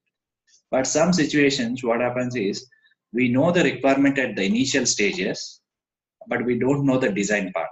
We know what to do and what to implement, but how to implement we don't know. And because some documents are not yet ready, or still there is a time to get the design documents and everything. But as of now, I know only the requirement, what to do and what to implement, but I don't know exactly how to implement them. So in those situations, what the developers will do is they will create an interfaces. So initial level, at the first level, beginner level, they will create interfaces. And within the interface, whatever the requirement they know, for each requirement, they will create multiple methods. So these methods are abstract methods. Why we call them as abstract methods? Because these are the just method definitions. These method doesn't have any implementation, because we don't know how to implement this as of now. So we just create a methods abstract, and then later we will implement these methods by using class. But if you want to implement these methods within an interface, we cannot implement. So interface allows only abstract methods. The implementation part, it will not allow.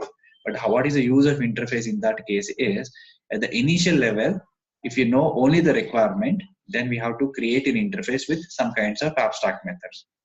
And later point of time, once we know the design part, like once we know how to implement these methods, then immediately we don't touch this interface still there.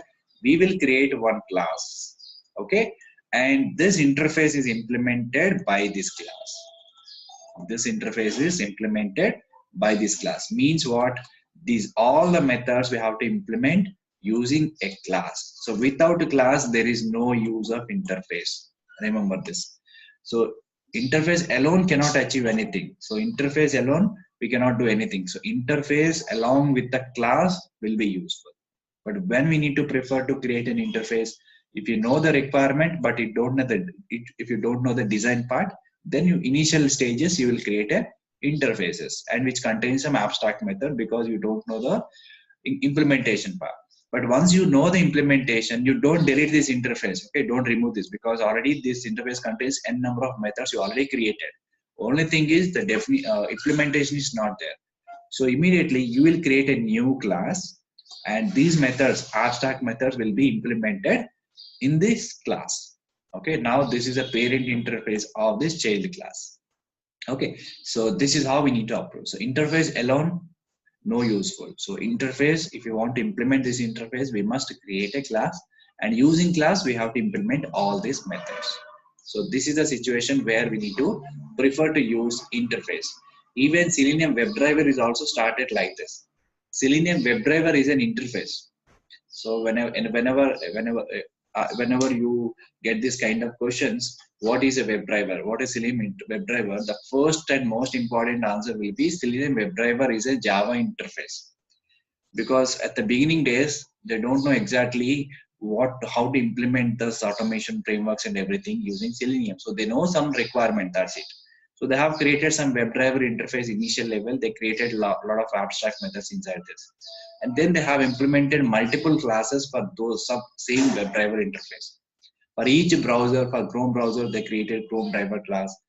For Internet Explorer, they've created Internet Explorer class. So they have created multiple classes, and those classes have implemented WebDriver interface. Okay. So again, I'll talk about this topic in the coming sessions in detail. For now, just remember, interface is a blueprint of class which contains only final static variables and abstract methods. And if you want to implement those interface methods, we must create a class. Without a class, there is no use of interface. Okay, so this is the basic understanding of interface. Now we'll see an example how we can define interface, how we can use this interface. Next one. So let's go to Eclipse. Now here, this is our current project we are working on. So I'm just creating a new package for today, day 9. So under day 9, I'm creating, so by default, I'll start with that class itself. Okay, so class is mandatory required. Interface alone, no useful. So I'll just take a class, and here I will just give some name called some test, and take this main method, then finish it. So this is a class basically, right? Test is a class. So we'll use this class later. So keep this class one side. Now I'm going to create an interface. So let us say interface A. So even interface names also start with the uppercase letters. The naming conventions are same for class as well as interface. Okay. So interface A is an interface, and inside the interface, as I said before, it contains only static and final variables and abstract method. But how we can define them? So when I create a variable here, observe this. Integer A is equal to 10. So as soon as I define a variable, see now that variable is changed as a italic format. So it is a static and a final variable. So the value of this variable cannot be changed in future. So this is fixed value. So in interface by default variables are static. So by default variables are interface or static and final. Static and final. So by default variables in interface are static and final. And similarly, I will also create one abstract method. So how to create an abstract method? So abstract method means we have only definition part, but we don't have any implementation. So how to create return type, name of the method, and close and semicolon. So normally methods, we don't specify the semicolon, but this is an abstract method. We don't have any implementation, so that we have to end with the semicolon. Okay. So this method is not implemented. Just we have defined this method. And if sometimes a method is required certain number of parameters, so we need to also specify the parameters here. So parameters also part of your method definition. So we must create a method like this. This is a abstract method. This is your abstract method. So in interface, all methods are abstract. Okay. So in interface, methods are abstract method. By default, it is a public. So we don't require to specify any access modifier here, public or private or whatever. But by default, it is a public. By default, it is a public. But if it is a class, by default, the method is default access modifier by default.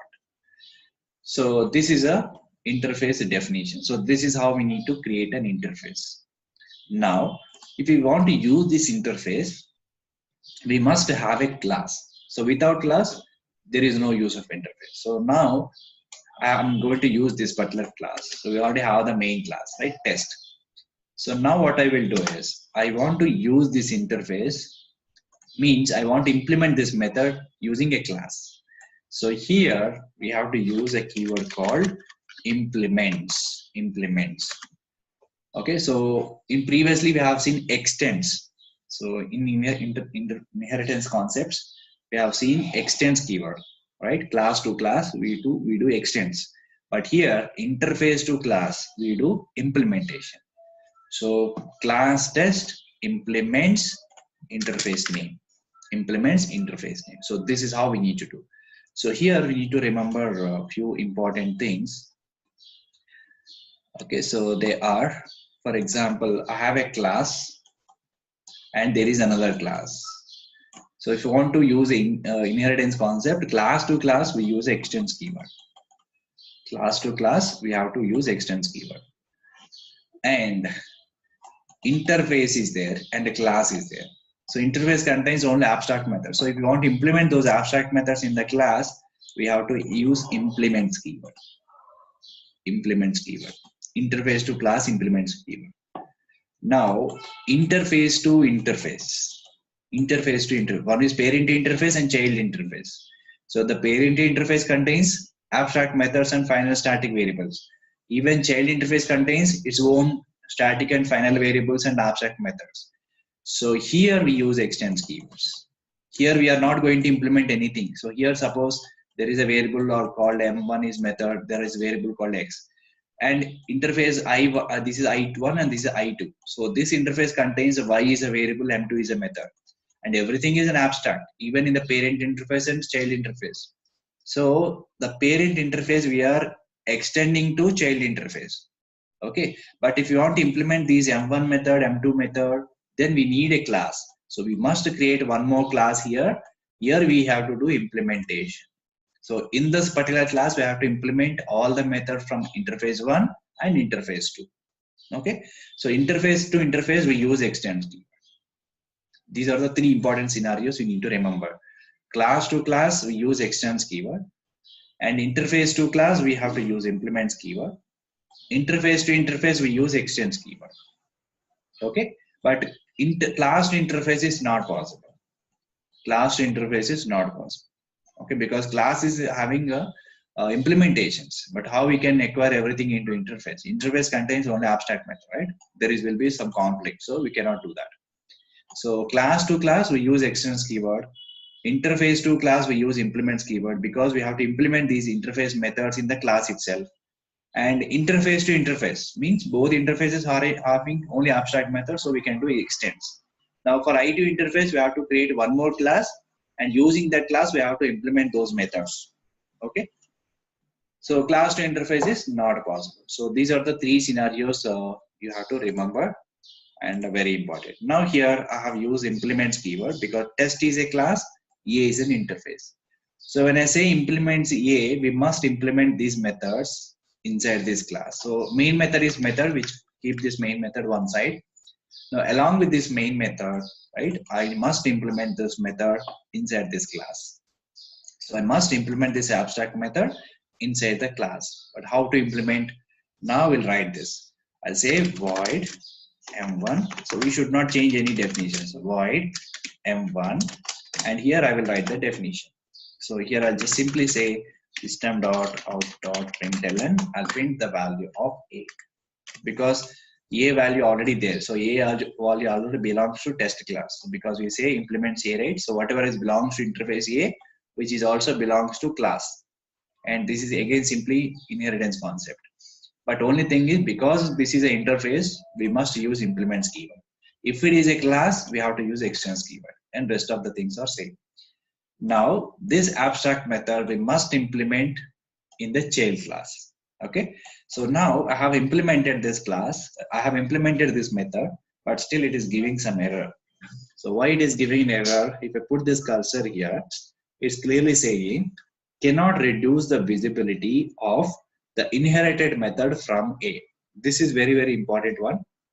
And what we have to do, why it is giving is, the fix is also it is giving. So the what is the fix it is giving is change method visibility to public. Change method visibility to public. So as I said one point before, in interface, methods are by default public. In interface, methods are by default public. So here interface, when I create this method is a public. But when you create a method within the class, if I don't specify any access modifier, that will be treated as a default access modifier. So default. So there are 4 access modifiers we have. Let me show you. One is a public, and then we have a protected, or then we have a default, and then we have a protected, then we have a private. So these are 4 access modifiers. And access modifier means it will restrict the access levels of your methods and variables. So for example, if I say public, so those variables and methods can be accessed anywhere in the project, within the method, within the class, outside of the class, outside of the package, everywhere. And when I say default is, the default access modifier, those methods and variables can be accessed within the package. And protector is also similar kind of access modifier. So when I say private, those variables and methods can be accessed only within the class. Outside of the class, we cannot access. So basically, these are the access modifiers we have to use to restrict the access levels of variables and methods. Okay. So here, public is a very high level. So public is completely open. So we can access everywhere. And default is little lesser than public. And protected is more lesser than default. And private is completely restricted. Okay, we cannot access anywhere else other than the class. So when you compare with the public, default is lower one. And when you compare with the default, protected is still lower one. And private is completely lower than other access modifier. Now, what we are doing here is, in the interface, the method is a public. And when I'm trying to implement this method in the class, I don't specify anything here. So if I don't specify anything, that will be treated as a default. Okay, in the class, if I don't specify anything, like in the class, the methods are default. So what we are trying to do here is, in the interface, the methods are public, but in the class, it is treating as a default. So default is lesser than public. So here the rule is, in the interface, the methods are public, so that here we must use the same kind of access modifier. That means it should be public, or at least it should be higher than the existing modifier, but it should not be lower than existing access modifier. So here it is a public, here it is a considering as a default. So default is a lower than public. So what we are doing, we are reducing the visibility. We are reducing the visibility. So that's the reason it is giving an error. So there are two solutions we have. So one solution, either we have to specify this method as a public here, or we should specify the little higher modifier here, higher than public. But public itself is a higher modifier. We don't have any other modifiers which are higher than public.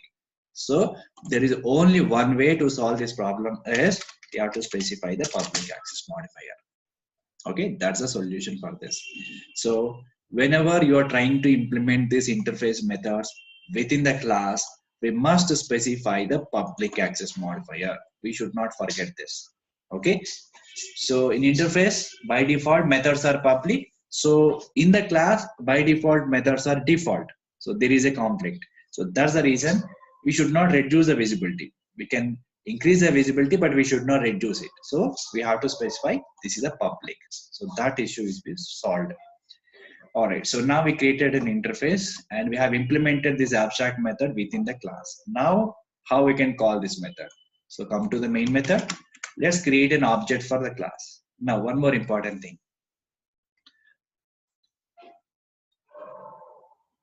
So we have a class and we have an interface, right? So for the class, we can create any number of objects, but can we create an object for interface? So we cannot create an object for interface. We cannot instantiate an interface. We can create an object reference variable just like a class, but we cannot instantiate interface. So what does that mean is, here there is an interface called A, right? So if I say A, some object is equal to new A. So this is not possible. Okay, so here this portion is called instantiation. This is just object reference variable. Okay, this is an instantiation and this is object reference variable. So object reference variable we can create, but we cannot do instantiation.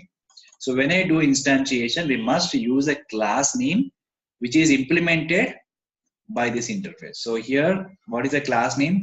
Test. So we can use a test here. This is the right notation. So instance is test, but the variable is referring with the interface. So this is the right one. So we can create object reference variable for the interface, but the instantiation will be done using a class only. We cannot instantiate interface.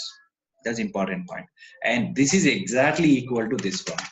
So you can also create the test class object, right? When I create the test class object is equal to new test, you will do that. So this is also exactly the same as the above one. So either you can go for this approach or you can directly go for this approach. Both are same. Only thing is we are just changing the reference variable, but the object is same. Here it is a new test and here it is a new test. So this is a code which will create the memory location for the object. So as soon as I say new, this one will create the memory location for the object. So once it is created the memory location, we can refer that location by using any of these variables. Either that variable can be class variable or it can be interface variable. Okay, so we cannot create an object, we cannot instantiate this interface, but we can create an object reference variable for the interface.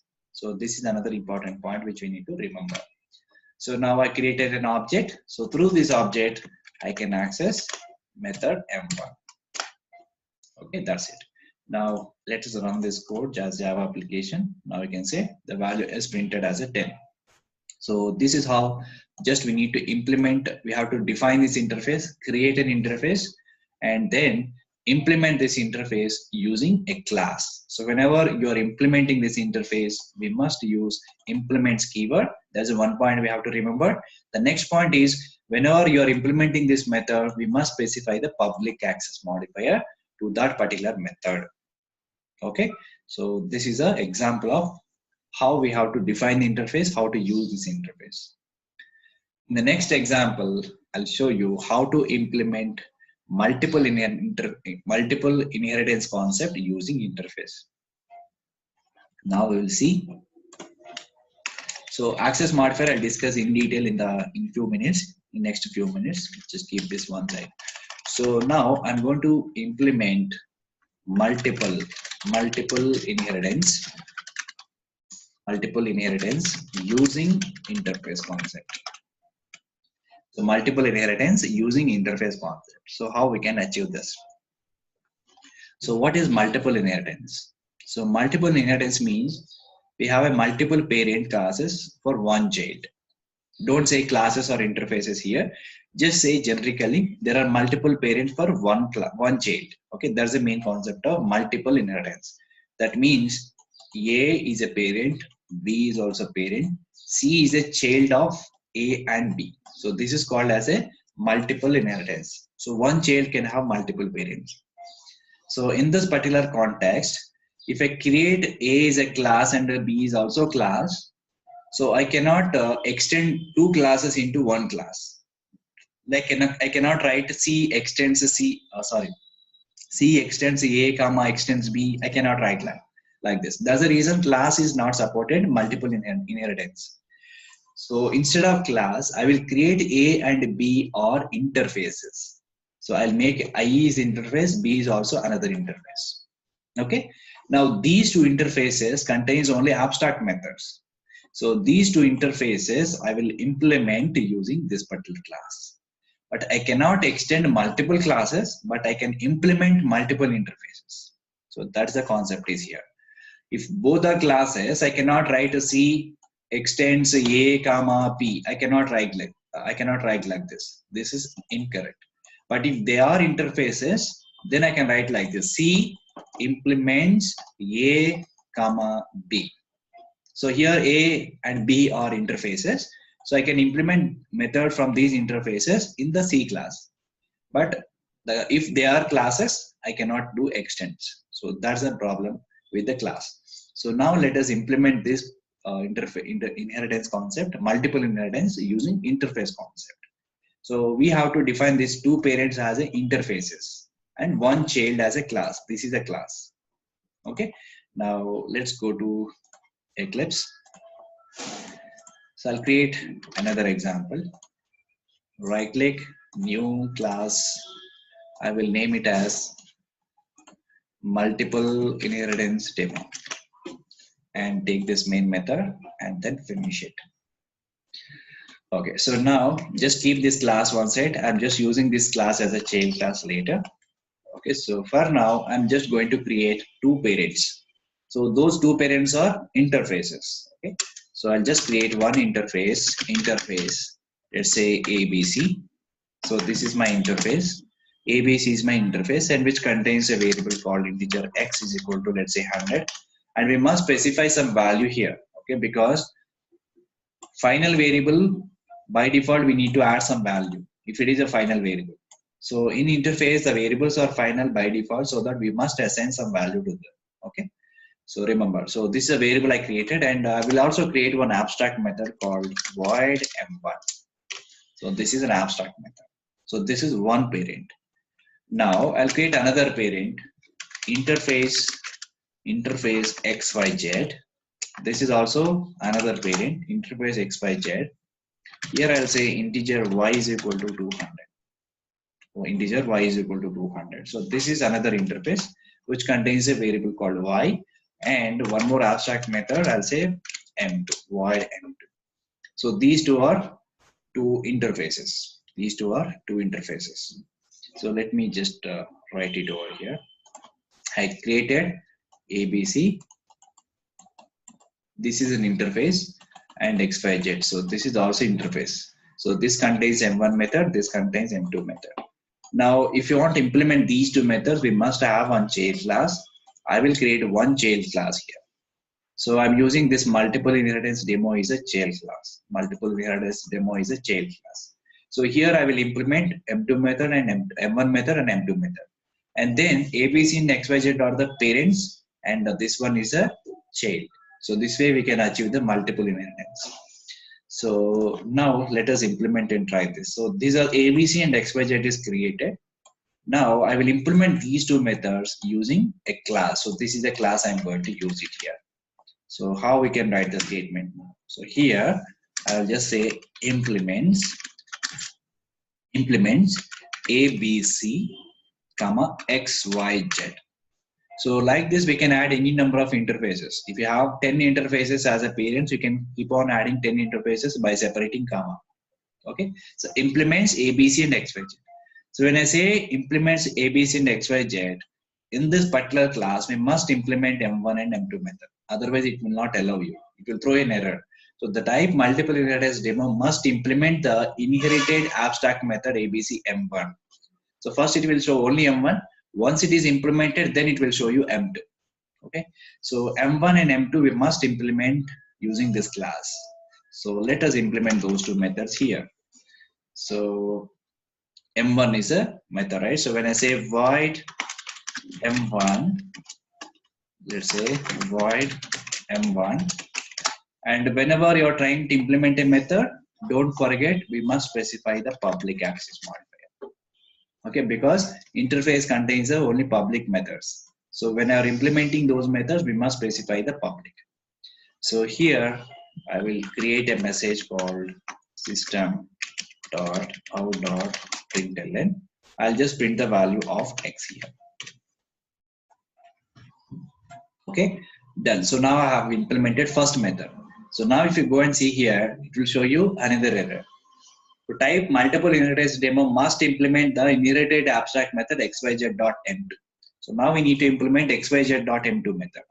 So let's implement that also. So public void m2, and inside this I need to specify the y. So this I'll just print the value of y in m2 method. Okay, so now I have implemented both the methods which are coming from ABC and XYZ. Now, if you want to call these methods, we have to create an object. So where we have to create in the main method. So we have to create an object for this particular class. And multiple inheritance demo, I'll say mi is equal to new multiple inheritance demo. And using this particular object mi, I can access m1 and then mi dot m2. So this is how we need to implement multiple inheritance. So one child can have two parents. Okay, let's run this code. So it will print 100 and 200. So this is how we need to implement multiple inheritance using interface concept. So here we make both the parents are interfaces, and then it is possible. Okay, if both parents are classes, it is not possible. So we cannot extend two parents into one child class, but we cannot implement two interfaces in one child class. Okay, that's the same thing I have done here. All right, so this is how we need to implement multiple inheritance using interface concept. Now we can also implement hybrid inheritance. So let us see how we can implement hybrid inheritance using interface concept. So what is hybrid inheritance? That we need to understand first. So guys, are you clear so far? So two examples I have told you. Everyone is clear? So you can just write some logic in the M1 method, M2 method. So for example, what I will do is I'm printing X value, right? So instead of printing X value, I can just add something else. Let's say X plus 100 I will add. And here Y plus 100 I will add. Okay, this is also simple logic. So you can write some logics also here. So for example, let me run this code, Java application. So now it will give you 200 and 300. 200 and 200. So because X value is 100 default, we have added additionally 100, so it becomes a 200. And M2 method, Y is there, so we have added 100, so it will become 300. So now here we are not changing the values of X and Y. Remember this, we are not changing the values of X and Y. X value is still 100, but we are additionally adding 100. So total value is 200 is printing here. This is output, but this is not the value of X. So still X value is 100 here, Y value is 200 here. It will not, we are not changing here, remember. Okay, we are not changing the values of X and Y. We are adding some additional number with the existing value. But this is not X plus 100 means X is 100, additionally added 100, 200 is a not X value. 200 is a not X value, that is a output or result. Okay, so X value is still 100 only. X value is still 100. Okay, don't think like this. So X value is still 100, Y value is still same 200. So we cannot change this value. But we are additionally adding something else. Okay, so we can also write different logics and we can also pass parameters to these methods, but everything should be part of definition. If suppose these methods are taking some parameters, those parameters we must specify in these methods. Okay, parameters we must specify, but implementation, this is up to you. Whatever you can implement, logics you can still write it.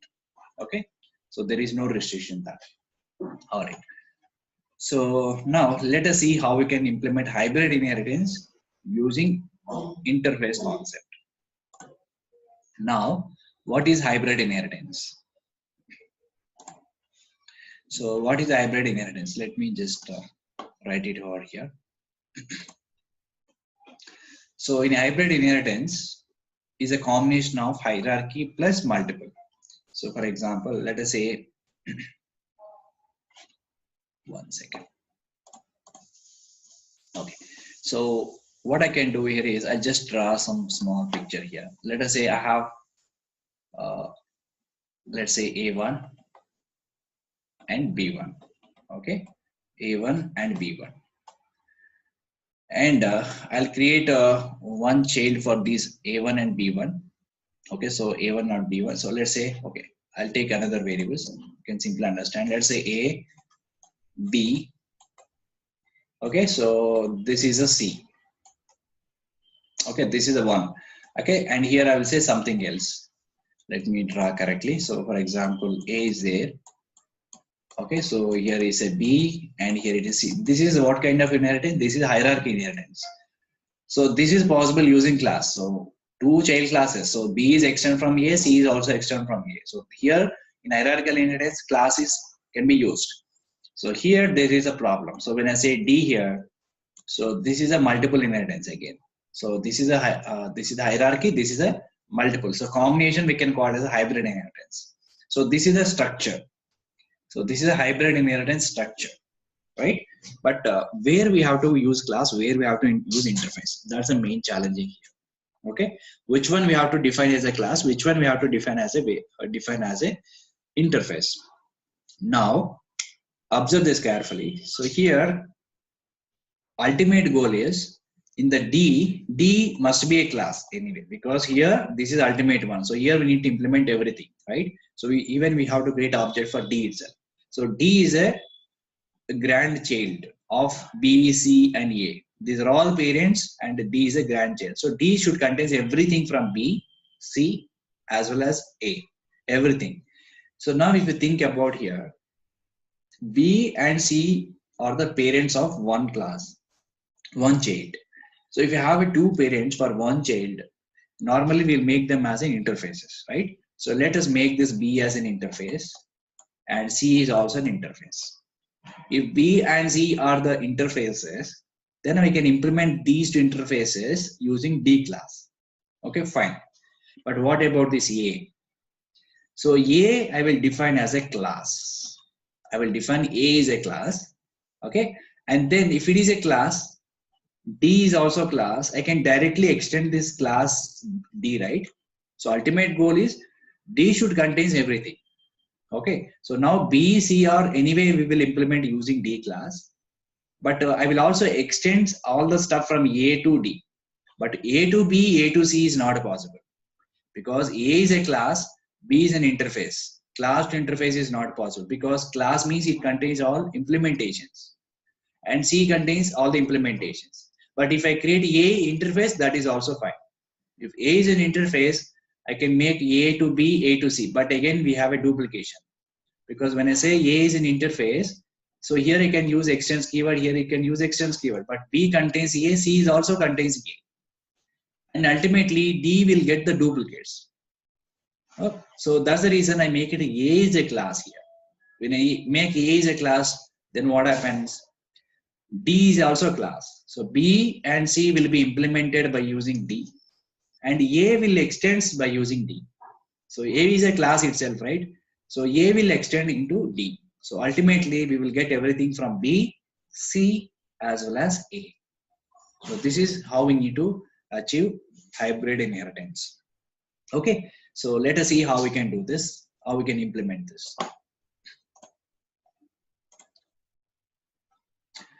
So let us start creating a hybrid inheritance. So here I'll just say new class hybrid inheritance demo, take this main method and finish it.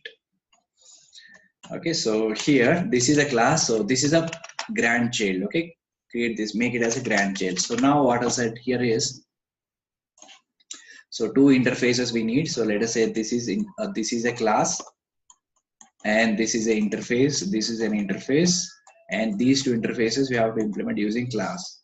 And this class also directly we have to extend using this class. Okay, now this class contains everything from all the parents. So this is a context. So let us try to implement the same thing. So first I will create this class. So the parent one. Okay, so here I will name it as a class A1. So I will also give some names to them. So let us say this is your A1, and here interface, this is I'll say B1, this is I'll say B2, and this is a normal class. Okay, so now here I'll create A1 class, the first one. So class A1, and the same class name we should not use, like, because the same A, B, C we already used in the previous examples, right? So we cannot reuse again same thing, because everything is under the same package. So class A1 I will implement here, because this is a class, so we can implement the method directly. So let's say void m1, and inside this I will write system.out.println.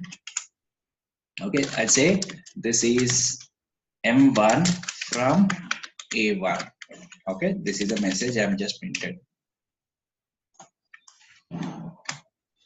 Okay, so now this is a parent, grandparent. So A1 class, I have implemented this method directly. Now I will create B1 and B2. Okay, but A1 and B2, there is no way related. Okay, because class to interfaces is not possible. So here I will create B1 and B2 as an interfaces. So I'll say interface B1. So here I will create an abstract method called, let's say, M2. So this is an abstract method because interface contains only abstract methods. Now I will create another interface called B2. This is also contains another abstract method called M3.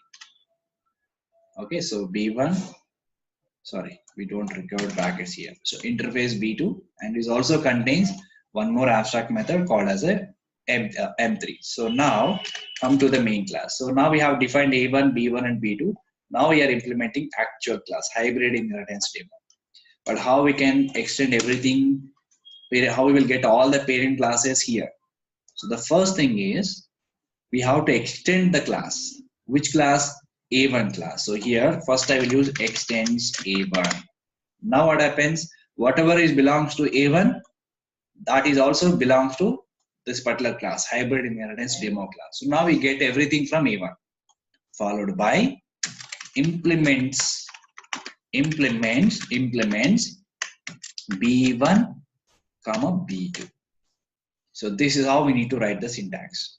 So first we need to start extends keyword and specify what is the class we have to extend, specify that class name, followed by implements and specify all the interfaces separated by comma here.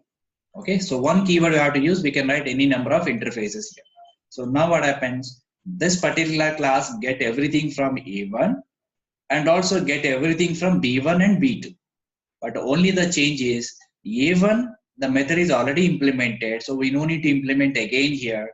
But from B1, B2, whatever all methods we created as abstract methods, we have to implement those two abstract methods within the class. So that's the only thing we have to enhance. But A1, we already implemented this method because this is a class, so we don't require to implement this method again. Only thing is we have to implement B1 method and B2 methods. Okay, so let us try to implement here. So void m2. So here I'll create a message. I'll say system.out.println how dot print ln, and here I will write a message called this is M2 from B1 interface. Okay.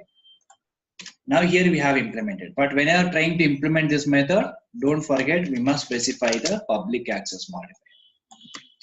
Specify the public access modifier.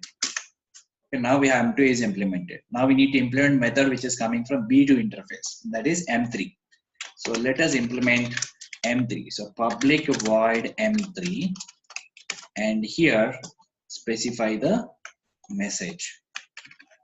So here I'll write the message. So system.out.println, and this is M3 from B2 interface, B2. Okay. Now if you see, hybrid inheritance demo is a class which is extended everything from A1 and B1 and B2. Okay. So now everything we have. So now if we want to access all these methods, we have to create an object for this class. So hybrid inheritance demo. Okay, so hi is equal to new hybrid inheritance demo. Now hi dot the first method m1, and hi dot next method m2, and then hi dot m3. Okay, so this is how we need to call. So m3.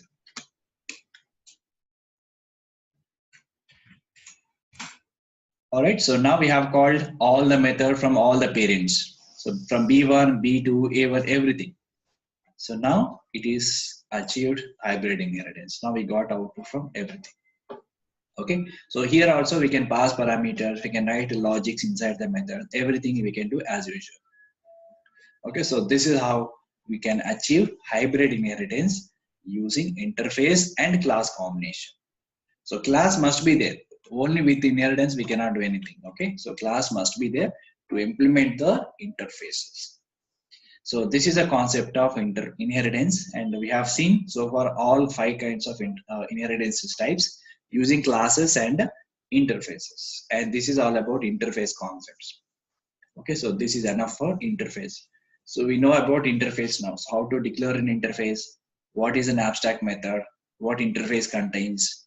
Okay, so how to implement that interface by using a class. So all these things are we have seen so far. Okay, so any queries on this guys so far on interface concept? Are you guys clear? Now I'll move on to the next topic. So this is all about interface concept. Okay, inheritance we have done, interfaces we have done. Now, so the next concept is very simple concept is packages, and then we'll discuss access modifier. So first let's see Java packages. It is very small and simple concept. We don't need to do anything with the code. So we need to understand Java packages. What is a Java package?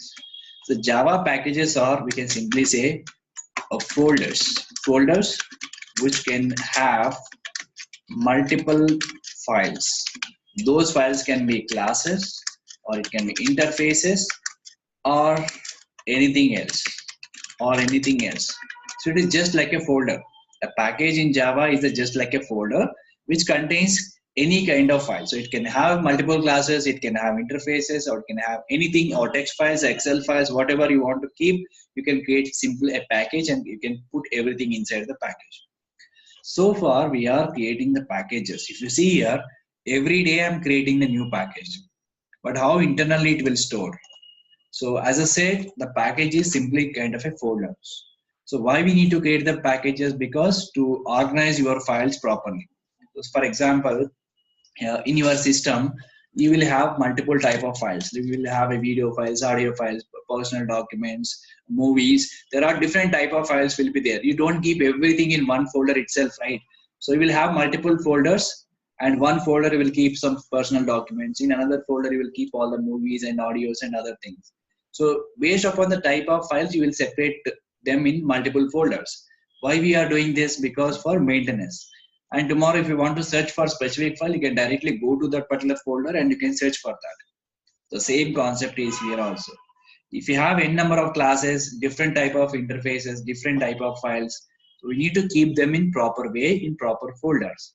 So in that case, we need to use packages concept. So these are all different packages I created. So I can create multiple files inside the package. But how these packages will be stored inside the workspace? So inside the workspace, these packages will be stored in the form of folders. Now I'll show you how this will be stored. So first of all, let us see the location of your project. Right click on your project, go to properties.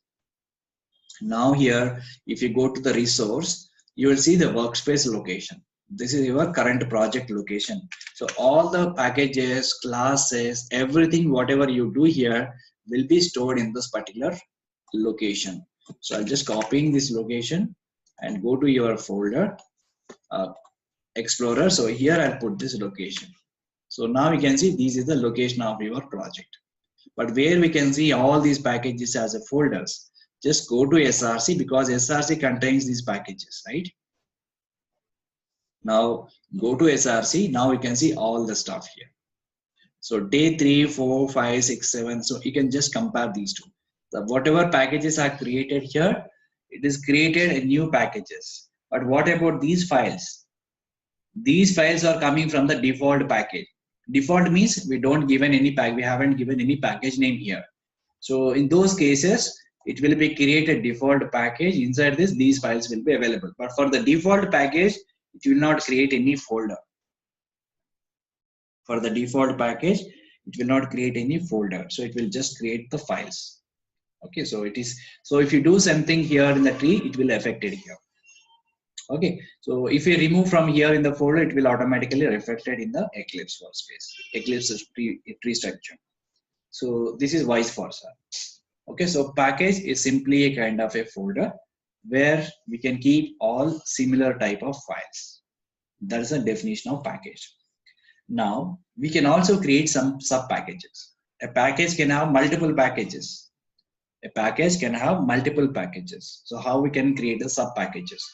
So if you want to create a sub package, I'll just minimizing here.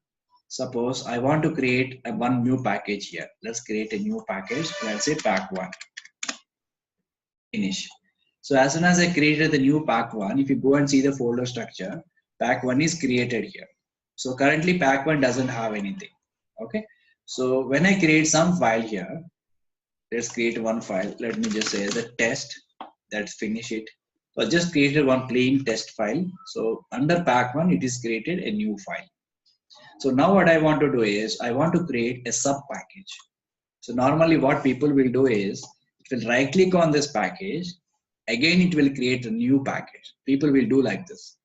If they ask to create a sub package, they will do like this. Right click on this package, go to the new package, and here they will give some name here. Okay, so suppose they will give some name called pack2. Click on the finish. Now what happens? It is created a new package, but it is not part of your pack1. It's not a sub package. If you go and see, you can see two different folders here. Pack1 is different, pack2 is different. But what I want to do is I want to make pack2 is a sub package of pack1. Okay, sub package of pack1. So I'll remove from here and refresh your tree here, and it will also gone. So now what I want to do is I want to create a sub package inside this pack1, another package. So how we can do this? So to create a sub package, you have to do like this. Right click on here, go to the new package. So currently where are we? We are in the pack1. Okay. Under pack1, we have to create one more sub package. So we say just say dot pack1 dot as a pack2. So now what happens inside the pack1, it will create another pack2. So click on the finish. Now you can see it is created the new package. But pack2 is a part of pack1 itself. In the tree, it will show you like this. But if you go to the folder, you can see only pack1. So pack1 dot pack2 you cannot see here because pack2 is a sub package of pack1. So we need to go inside this folder. So go inside this pack1. Now you can see pack2 here. Okay. Now, if I want to create a file inside the pack1, just go to this particular package and create. If I want to create a file inside the pack2, then go and create the file here. So here I'll create another class called test2. So now this test2 will be part of under pack2, not the pack1. Okay. Now if you go and see inside the pack1, So pack1 contains, there is one file, right? So test file is there. Along with there is a some sub package is there. So pack2 is there. So inside the sub package pack2, we have a test2. Now if you open this pack2, we can see test2. So this is how we need to organize packages and sub packages. Packages and sub packages. Okay. So you can create any number of sub packages like this by adding dot symbol. So pack1 dot, pack2 dot, pack3 dot, something like this. Okay, so now one more important thing is, so what is package contains? Package contains multiple classes. Suppose if you want to use any class in some other class, we must specify the package name, in which package the class is coming from. And to do this, we have to use a command called import. Import package name dot class name. You have to specify at the beginning of the code. So whenever you start writing your code, we must specify the import keyword. So if you are going to use this class in some other class, right? So I should import this one. So for example, I'll show you here. I have one pack1, right? So in the package 1, I have a class called C1 class is there. So I am currently in the package 2 and I am implementing a C2 class. C2 class I'm implementing. Now here I want to use C1 class. Here I want to use C1 class. I want to create an object for C1 class. Then the C1 is present in different package, right? So what we have to do here, before writing this class to itself, we have to write an import statement. Import from pack1 dot import from pack1 C1 class. Okay, so import C1 from pack1 class or pack1 package. And then I can refer this C1 class inside the C2. Okay, this is how we need to refer if you want to use classes in multiple places. Okay, so import is an important statement which we need to do at the beginning of the class. Alright, so this is a basic information about what is Java package, how to create the sub packages, and how to refer those classes from the different packages using import command. We'll see a lot of things in the future. So there are two kinds of packages, user-defined packages and built-in packages. User-defined packages means we have created our own packages, right? So these are all user-defined packages, whatever we created. And there are some built-in packages also there. And whenever you want to refer some built-in classes, we must import those packages like java.io, java.sql. There are also some built-in packages are available. So in the coming sessions, I'll discuss all kinds of built-in packages. So there are two kinds of packages. User-defined packages, predefined or built-in packages. And java.util, java.sql, these are the examples of predefined packages. And when I import these classes, we can use it a number of methods. They're all predefined methods which are present inside these classes. So if you want to use those methods, we must import those packages and classes. Okay. So these are called predefined or built-in packages in Java. And user-defined packages, the user will define. So we can create our own packages. They are called user-defined packages. So this is the concept of packages in Java. All right, so this is a simple concept, just like a folder structure where we can keep all kinds of files. We can create sub packages and we can refer those package classes using import keyword. And there are two different types of packages, user-defined packages and predefined packages. That's it. All right, so now let us discuss in detail what is an access modifiers, what is the use of it. So there are four kinds of access modifiers we have in Java. One is public, default, protected, and private. So these are the four access modifiers we have. So what is the use of access modifiers? Basically, access modifiers are used to restrict the access levels of your variables and methods. Restricting the access levels of your variables and methods. Then we have to use certain kind of access modifier. So let us see what is the scope of these access modifiers and where we have to use and how we need to use them. So to understand this one, so first we need to understand one more important thing is, let me just open my whiteboard. So we need to understand the complete Java project structure. So what is project? What is a package? What is a class? The hierarchy we need to understand. So here, let us say I have a Java project. So let us say this is a complete project. This is your complete Java project. Okay, this is your complete Java project. So inside the project, we can create any number of packages. All right. So here, this is one package. Let us say this is P1, one package, and this is another package called as a P2, and I have another package called as a P3. So I can have any number of packages. Inside the project, we can have multiple packages, P representing the package. Now, what packages contains? So packages contains multiple classes. So let's say C1, C2, and so on. And here also C4 and so on. And C5 and so on. So we can have any number of classes inside the package. Now, what C contains? So C contains multiple methods and variables. So C contains multiple methods. Let's say M1 and M2. M3 and M4 and so on. So every C classes contains a different number of methods and variables. So this is a hierarchy of project.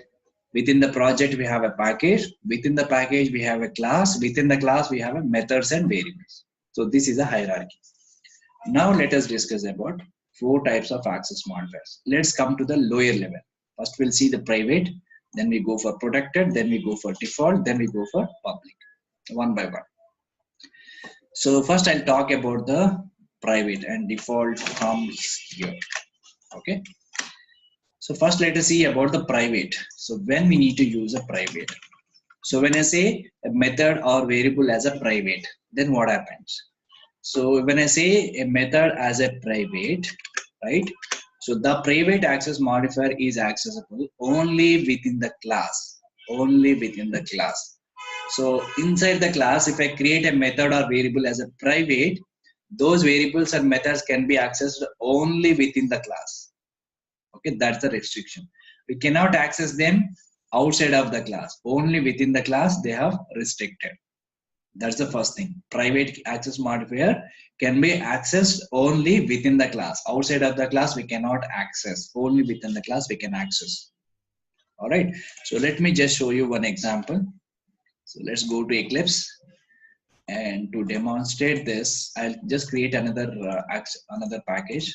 Go to package and I'll say access modifiers. Access modifiers. Finish. I'm just creating a package. So inside this, I will create a class. So a class name is something called a sample class, and then if you want to take main method, you can take main method. Let's finish. Okay, this is a class, right? So what I want to do is here I will create one more class. Let's say class A. So inside the class A, I will create a variable called integer A is equal to 100, or I'll also create one method called void M1, and this method will print the value of A, system.out.println. So println, I'll print the value of A. So this is another class I created. So now observe this. This is a class A, this is a sample class. Now if you want to access this method from class A, what I should do?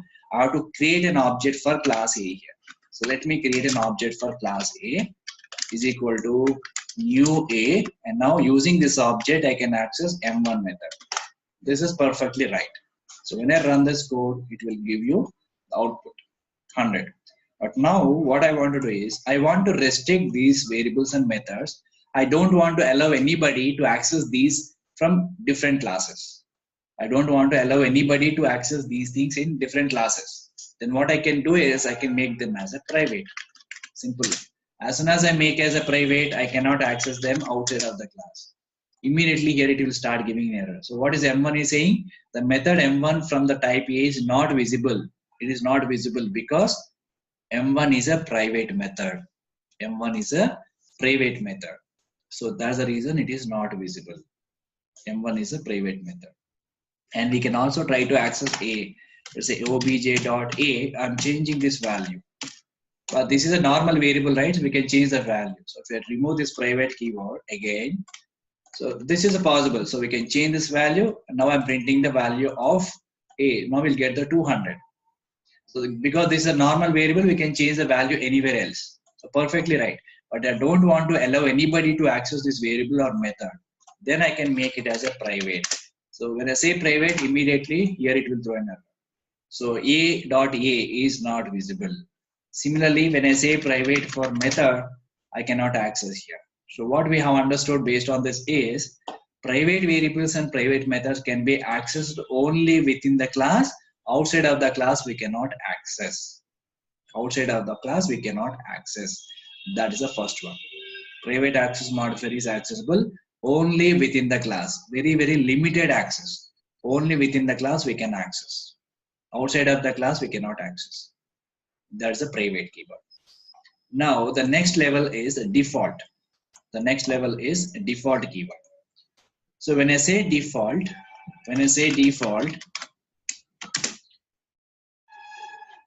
if you don't specify any access modifier for a variable, that will be treated as a default. Okay. So for example, here itself, okay, I'll just comment these two. Okay, so if I don't specify any access modifier, that will be treated as a default. So for example, I'll remove this private here and here. Okay, if I don't specify anything, then the Java will consider as a default access modifier. But we don't have a specific keyword for default, like private and public protected. We don't have specific keyword for default. If I don't specify any other access modifiers, that will be treated as a default. Okay, so when I say default, what is the access level? So when I say default, the access level is, if you don't use any access modifier, it is treated as a default by default. So if there are variable or method or default access modifier can be accessible only within the package. Can be accessible only within the package. What does that mean is, if I create a variable or method as a default, can be accessible within the class and within the package. Within the package means all the classes which are available in the same package.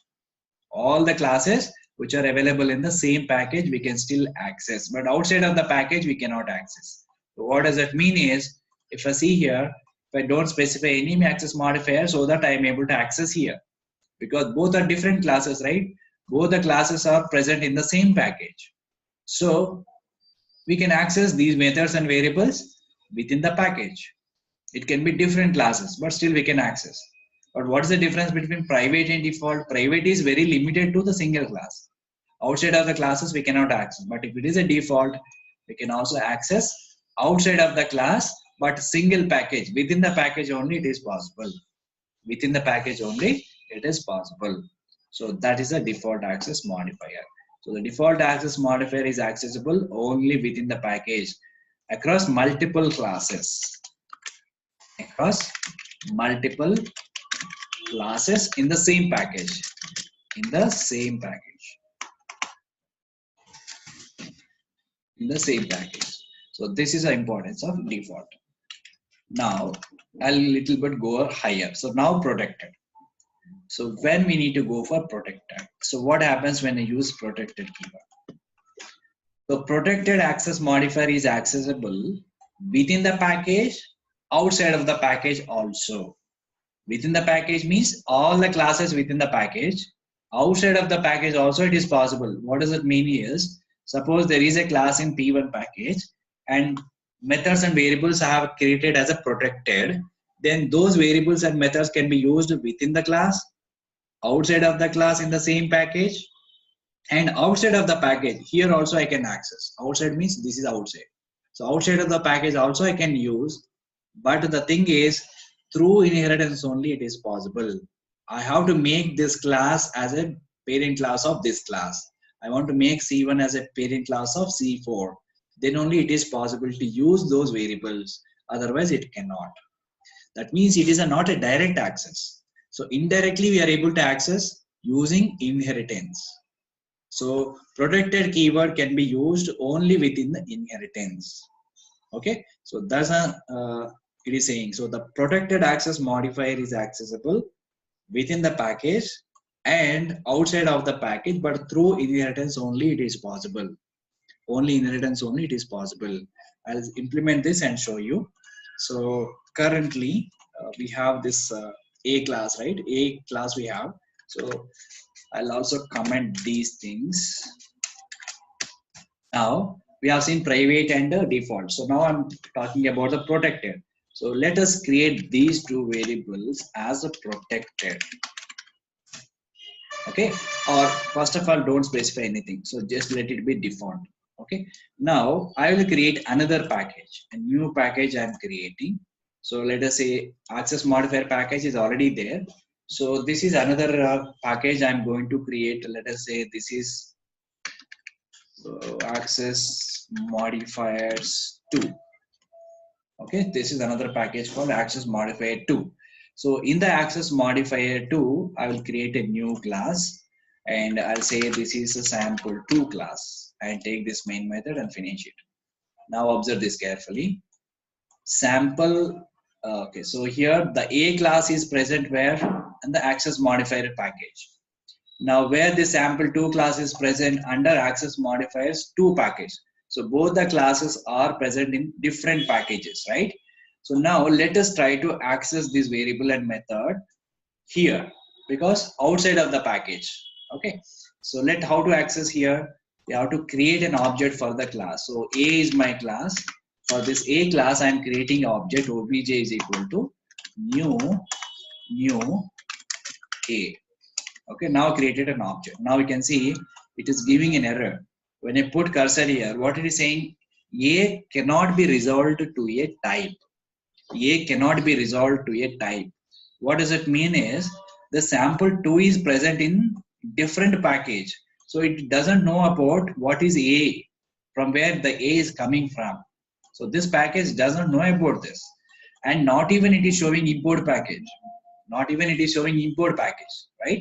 So this doesn't know about basically what is A is. So that's the reason it is giving an error. Now what I can do is I make, because these are the default. So default means it can be accessible only within the package. So that's the rule of default, right?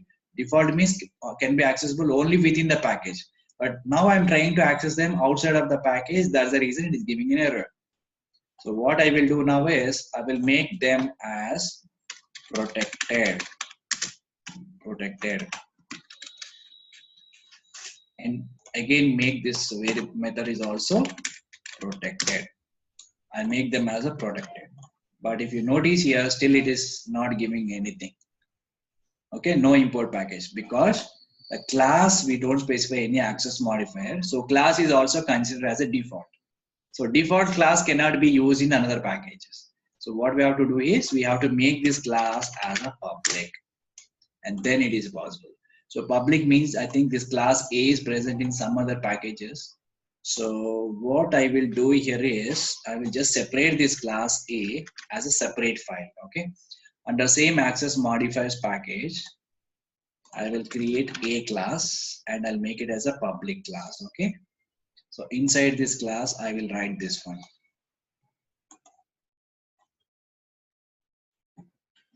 I'll remove from here, I'll put it here, and then comment this complete class. So we should not have a duplicate classes in a same package. So we have to just comment this. So now I have commented everything. Okay, commented. Only sample class is there. So fine. So close this sample class. For now, we don't require the sample. We already seen that. Okay, so now I have a class A which is present inside the access modifiers and which contains the two things. One is variable is protected and then one is also protected. Now let us come to the sample 2 which is present under access modifier 2 package. So I want to access these variables and method from different class which is present in under different package. Okay, so how we can access? So I can just create an object new A. Now we can put the cursor here. It will show you import package. Import, because by default sample 2 doesn't know about this A class. So now we need to import this. Import A access modifiers. So once you have imported this A class from access modifiers package, then I can create an object and then I can access everything from this object. But still, if you see here, obj dot, So obj dot, when I say dot, it is not giving any variable or method. So if you're trying to access the value of a here, if you're trying to change some value of a, it will not allow you because it doesn't know about a. The field a dot a is not visible. Not visible because these two are not a public, they are protected. But what I said here is protected access modifier is accessible within the package and outside of the package. I'm saying outside of the package is also accessible. But here we are not able to access. Why? Because we haven't used inheritance so far. So we have to use inheritance and then we can access. So here obj.a we cannot change. And suppose obj.m1 is also not able to call. These two are giving an errors. But what can access this? We have to make this a as a parent class of this sample2 class. Okay. So how we can make it as a parent? By using extends a keyword. Extends a. So now a becomes a parent class of sample2. Now whatever things are a belongs to a, again they are belongs to class sample2 also. Right? So when I say these things are belongs to sample2, we can directly use them. So we can directly use them. We don't need to create any object. If you still want to access them, we have to create an object for sample2 class, not for a. So we have to create an object for sample2 class, not for a. Because a is already extended into sample2. Sample2 contains everything from class a. So then we can access this variable. So what we understood here is, if the variables and methods are protected, we can access them in outside of the package, but only through inheritance only it is possible. So when I run this code, it will give you an output. This is an indirect access. It is not a direct access. So direct means we should not use any inheritance concept here. So directly through object, if I create an object for a, we should be able to access those variables and methods directly without having any inheritance. But here, when I create an object for a, I'm still not able to access them because we haven't used any inheritance concept. So when I say a protected access modifier is accessible within the package, it can be accessible directly. But if I try to access outside of the package through inheritance only, it is possible. Okay, so far what I have seen. So within the class, if I say private, only within the class we can access. If I don't specify anything, will be considered as a default. So default access modifier can be accessed within the class, within all the classes, within the same single package. So when I say variable and method as a protected, we can also access outside of the package, but through inheritance it is possible. And the fourth level is a public. So when I say variable and method is a public, then those variables and methods can be accessed within the class, within the package, outside of the package directly without having inheritance concept. So public is a higher modifier. We can access everywhere. Now what I will do is I will make them as public. So instead of protected, again in the class A, I will make them as public. Apply a public access modifier here. Public and public. Okay. Now here we don't require this one. So I'll just comment this one. I committed entire class. Now I don't use any inheritance. So I'll just remove the class A. So here I can directly create an object for A. That's it. Now this is a direct access. Okay, this is a direct access. This is the direct access.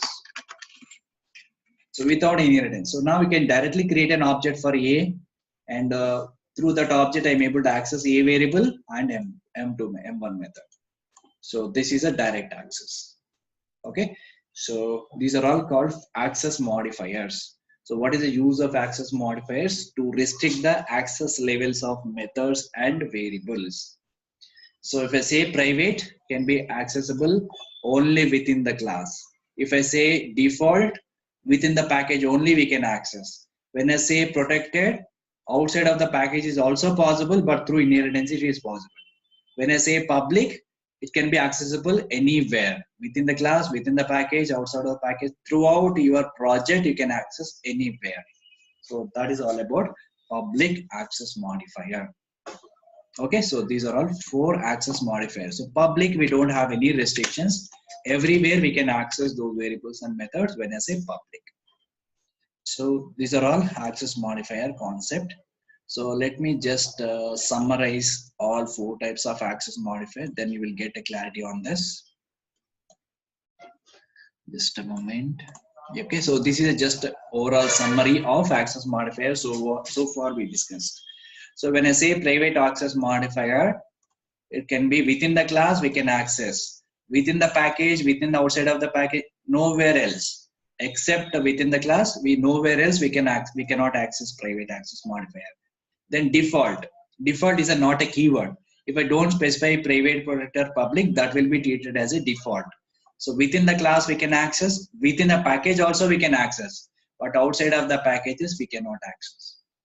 And this is little higher than private, and protector is little more higher than default. So we can access within the class, we can access within the package, and we can access outside of the package, but subclass means inheritance only it is possible, but outside of the package directly it is not possible. But when I say public, within the class possible, within the package is possible, outside of the package through inheritance is possible, and without inheritance also possible. This is a direct access. So this is a summary of access modifiers. Okay. So we have discussed all about access modifiers and everything. So with this, we have done the session. So if you have any queries now, you can ask me. So I'll just give 2 assignments today. Come to the assignments. Okay, just hold on. So come to the assignments. So these are all 2 assignments I'm giving. Assignments. So the first assignment is write a program to demonstrate the interface. Just create one interface called A, which contains 2 variables and a method called abstract method, and create one more class B, which will implement these methods which are defined in the interface. Okay, and do sum of A plus B in the class B. Okay, so the method is sum. It will take 2 parameters, integer A comma integer B.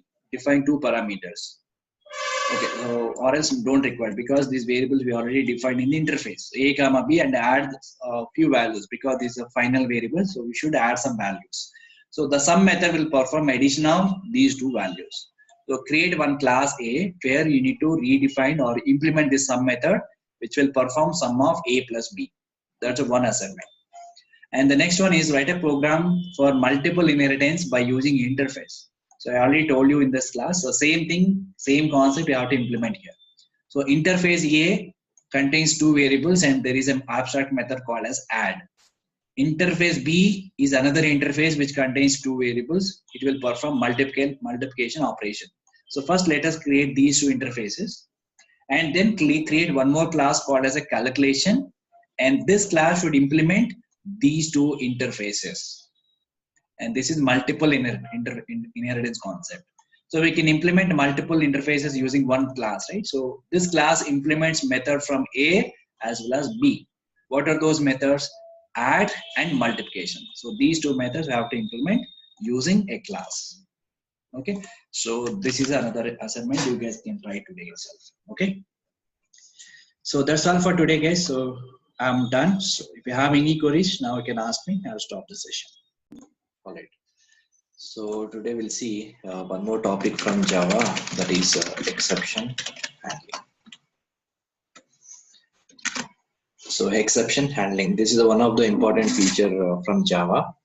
And first let us see what is an exception, and then we'll understand what is the importance of exception, and what is exception handling, all the topics. So normally when you start writing your code, right, so sometimes you may see some kind of errors. So error is different and exception is different. Okay, exception is not exactly an error. So errors are 2 types, like syntax errors, logical errors, and exception is different than error. So first let us see what is an error, syntax error, logical error, and how the exception is different than its error. And if I get an exception, what is an impact of that exception on our program? So that we will see first. So normally there are 2 kinds of errors. in programming, any kind of language you can take, there are two kinds of errors. The first one is syntax errors. Syntax errors. And syntax errors means the user mistakes. Syntax errors means the user mistakes. So for example, if I miss some semicolon or if I miss some double quotations, something like this, if you miss something in the code itself, there's a syntax errors. So in the syntax errors, if you have the program, you cannot compile and you cannot execute your program unless you modify the syntax or you fix the syntax. And syntax errors are the errors which are happening in the programming itself. So if I don't follow the rules from the programming perspective, then you will get a syntax errors. So simple example is if I say simple system.out.println, okay, this is the command. If I don't put some semicolon like this at the end of the line, it will throw some error. So this is an example of syntax error. So user can easily fix this error. So if you have syntax errors, the program itself will show you the with red color underline. So it will have some syntax errors, something like this. So this will call as syntax errors. If you have a syntax error, you cannot compile and execute your program. And there is another kind of error, that is logical error. So logical error means it is also a kind of error, but if you have some logical error in your program, you will able to compile and execute it. But at the runtime, you will get incorrect output. Suppose when I say I have created one program addition of two numbers. So when I provide two numbers, like say 2, 3, it should produce 5 as an output. Okay, this is what I'm expecting. Suppose instead of 5, it is providing some different number like a negative number or some different invalid output like this, right? So these are all outputs is producing, but they are incorrect. They're not correct. So these are called logical errors. So logical errors means also a programming error, but you will able to compile your program and execute your program. But at the runtime, you will see incorrect output. That's not accurate one. So this is also called as a logical error. So these two kinds of errors are in our hand. Like a developer has to fix it. Suppose if you are getting some incorrect outputs, then there is some incorrect logic is written inside the program, and the developer has to find out where he has made some kind of mistake, and then he has to rectify it. Okay, so these two are comes under the errors, syntax errors and logical errors. But when you come to the exception, is completely different. So exceptions occur at the runtime based on the user input. Okay, so exceptions are different. Exception occur at runtime based on user input. Based on the user input. Suppose as a user I have provided some invalid input at the time of at the runtime. So that invalid input is causing some kind of exception. So when I get an exception in the middle of the program, the impact of that exception is I immediately terminate from the program. So I cannot continue the rest of the lines of the code. So that is the main problem with the exception. So basically exception is not an exact error. So what is an exception? So let's see the definition here. So exception is an abnormal condition or it is an event which will terminate your program execution. So in Java, exception is an event that disturbs the normal flow of the program. So when I provide some invalid input at the runtime, so exception will occur. So because of that exception, what will happen is rest of the code in the program will not be executed. It will immediately terminate your program. Okay, that's the main behavior of exception. And exception is the event which will occur at the runtime. And the effect of the exception is our program will be terminated. If I say 100 lines of code I created and some 50th line or somewhere else in the middle of the program exception is occurred, as soon as exception is occurred, rest of the lines will not be executed. The program is immediately terminated. So that is the main effect of exception. But what I want to do is, as a developer, even though the user is provided some invalid input, even though it is throwing some exception, I should able to handle this. Okay, so to continue the rest of the code. So we should able to handle that exception and to continue the rest of the code. That is called as exception handling. Okay, exception handling. So normally we have a code like this. Suppose we created 10 or 20 lines of code like this, and some particular line is causing some exception, or user is provided some invalid input here. This statement will throw some exception, and if we throw some exception, rest of the lines will not be executed. Okay, but what we have to do as part of exception handling, we have to handle this exception and again go back and execute the rest of the lines. So this is a process of exception handling, and to do this we have a different ways and we have different blocks are available in Java. So by using them we can handle this exception. All right, now today we'll see how we can handle this exception and everything. So let me just show you some example of exception, very simple example of exception. And let's go to our project. And today I'll create a new package called new package day 10. Okay, so under day 10 package, I'm creating a new class called exception examples. Take main method, then finish it. So I'll just show you what is the impact of the exception. So the very important one. So here I'll just create the 2 lines code. So let us say system dot out dot println, and here I can say println. So here I will say some message. Let's say program is started. Okay, this is a simple message. And similarly, I'll create one more message. Program is progress. Okay, program is in progress. And then I will create one more message. 2 more messages. Program is completed and the program is exited. Okay, so now I have created 4 different statements here. Okay, so 4 different statements I have created here. Now what I will do is here I will write some statements. So normally when I execute this code, all the 4 lines are executed here. So we got the 4 lines output here. But now what I want to do is here I write one statement, right, which will causing the exception. So once we get that exception, then we'll see what's the impact of that exception. So here what I can do is I will just asking an input from the user, or you can also directly specify input here, but sometimes we will get the input from the user. But so far we haven't seen, right, how to take the input at the runtime. We can also accept an input from the user. So to accept the input from the user in Java, there is a special class called scanner class.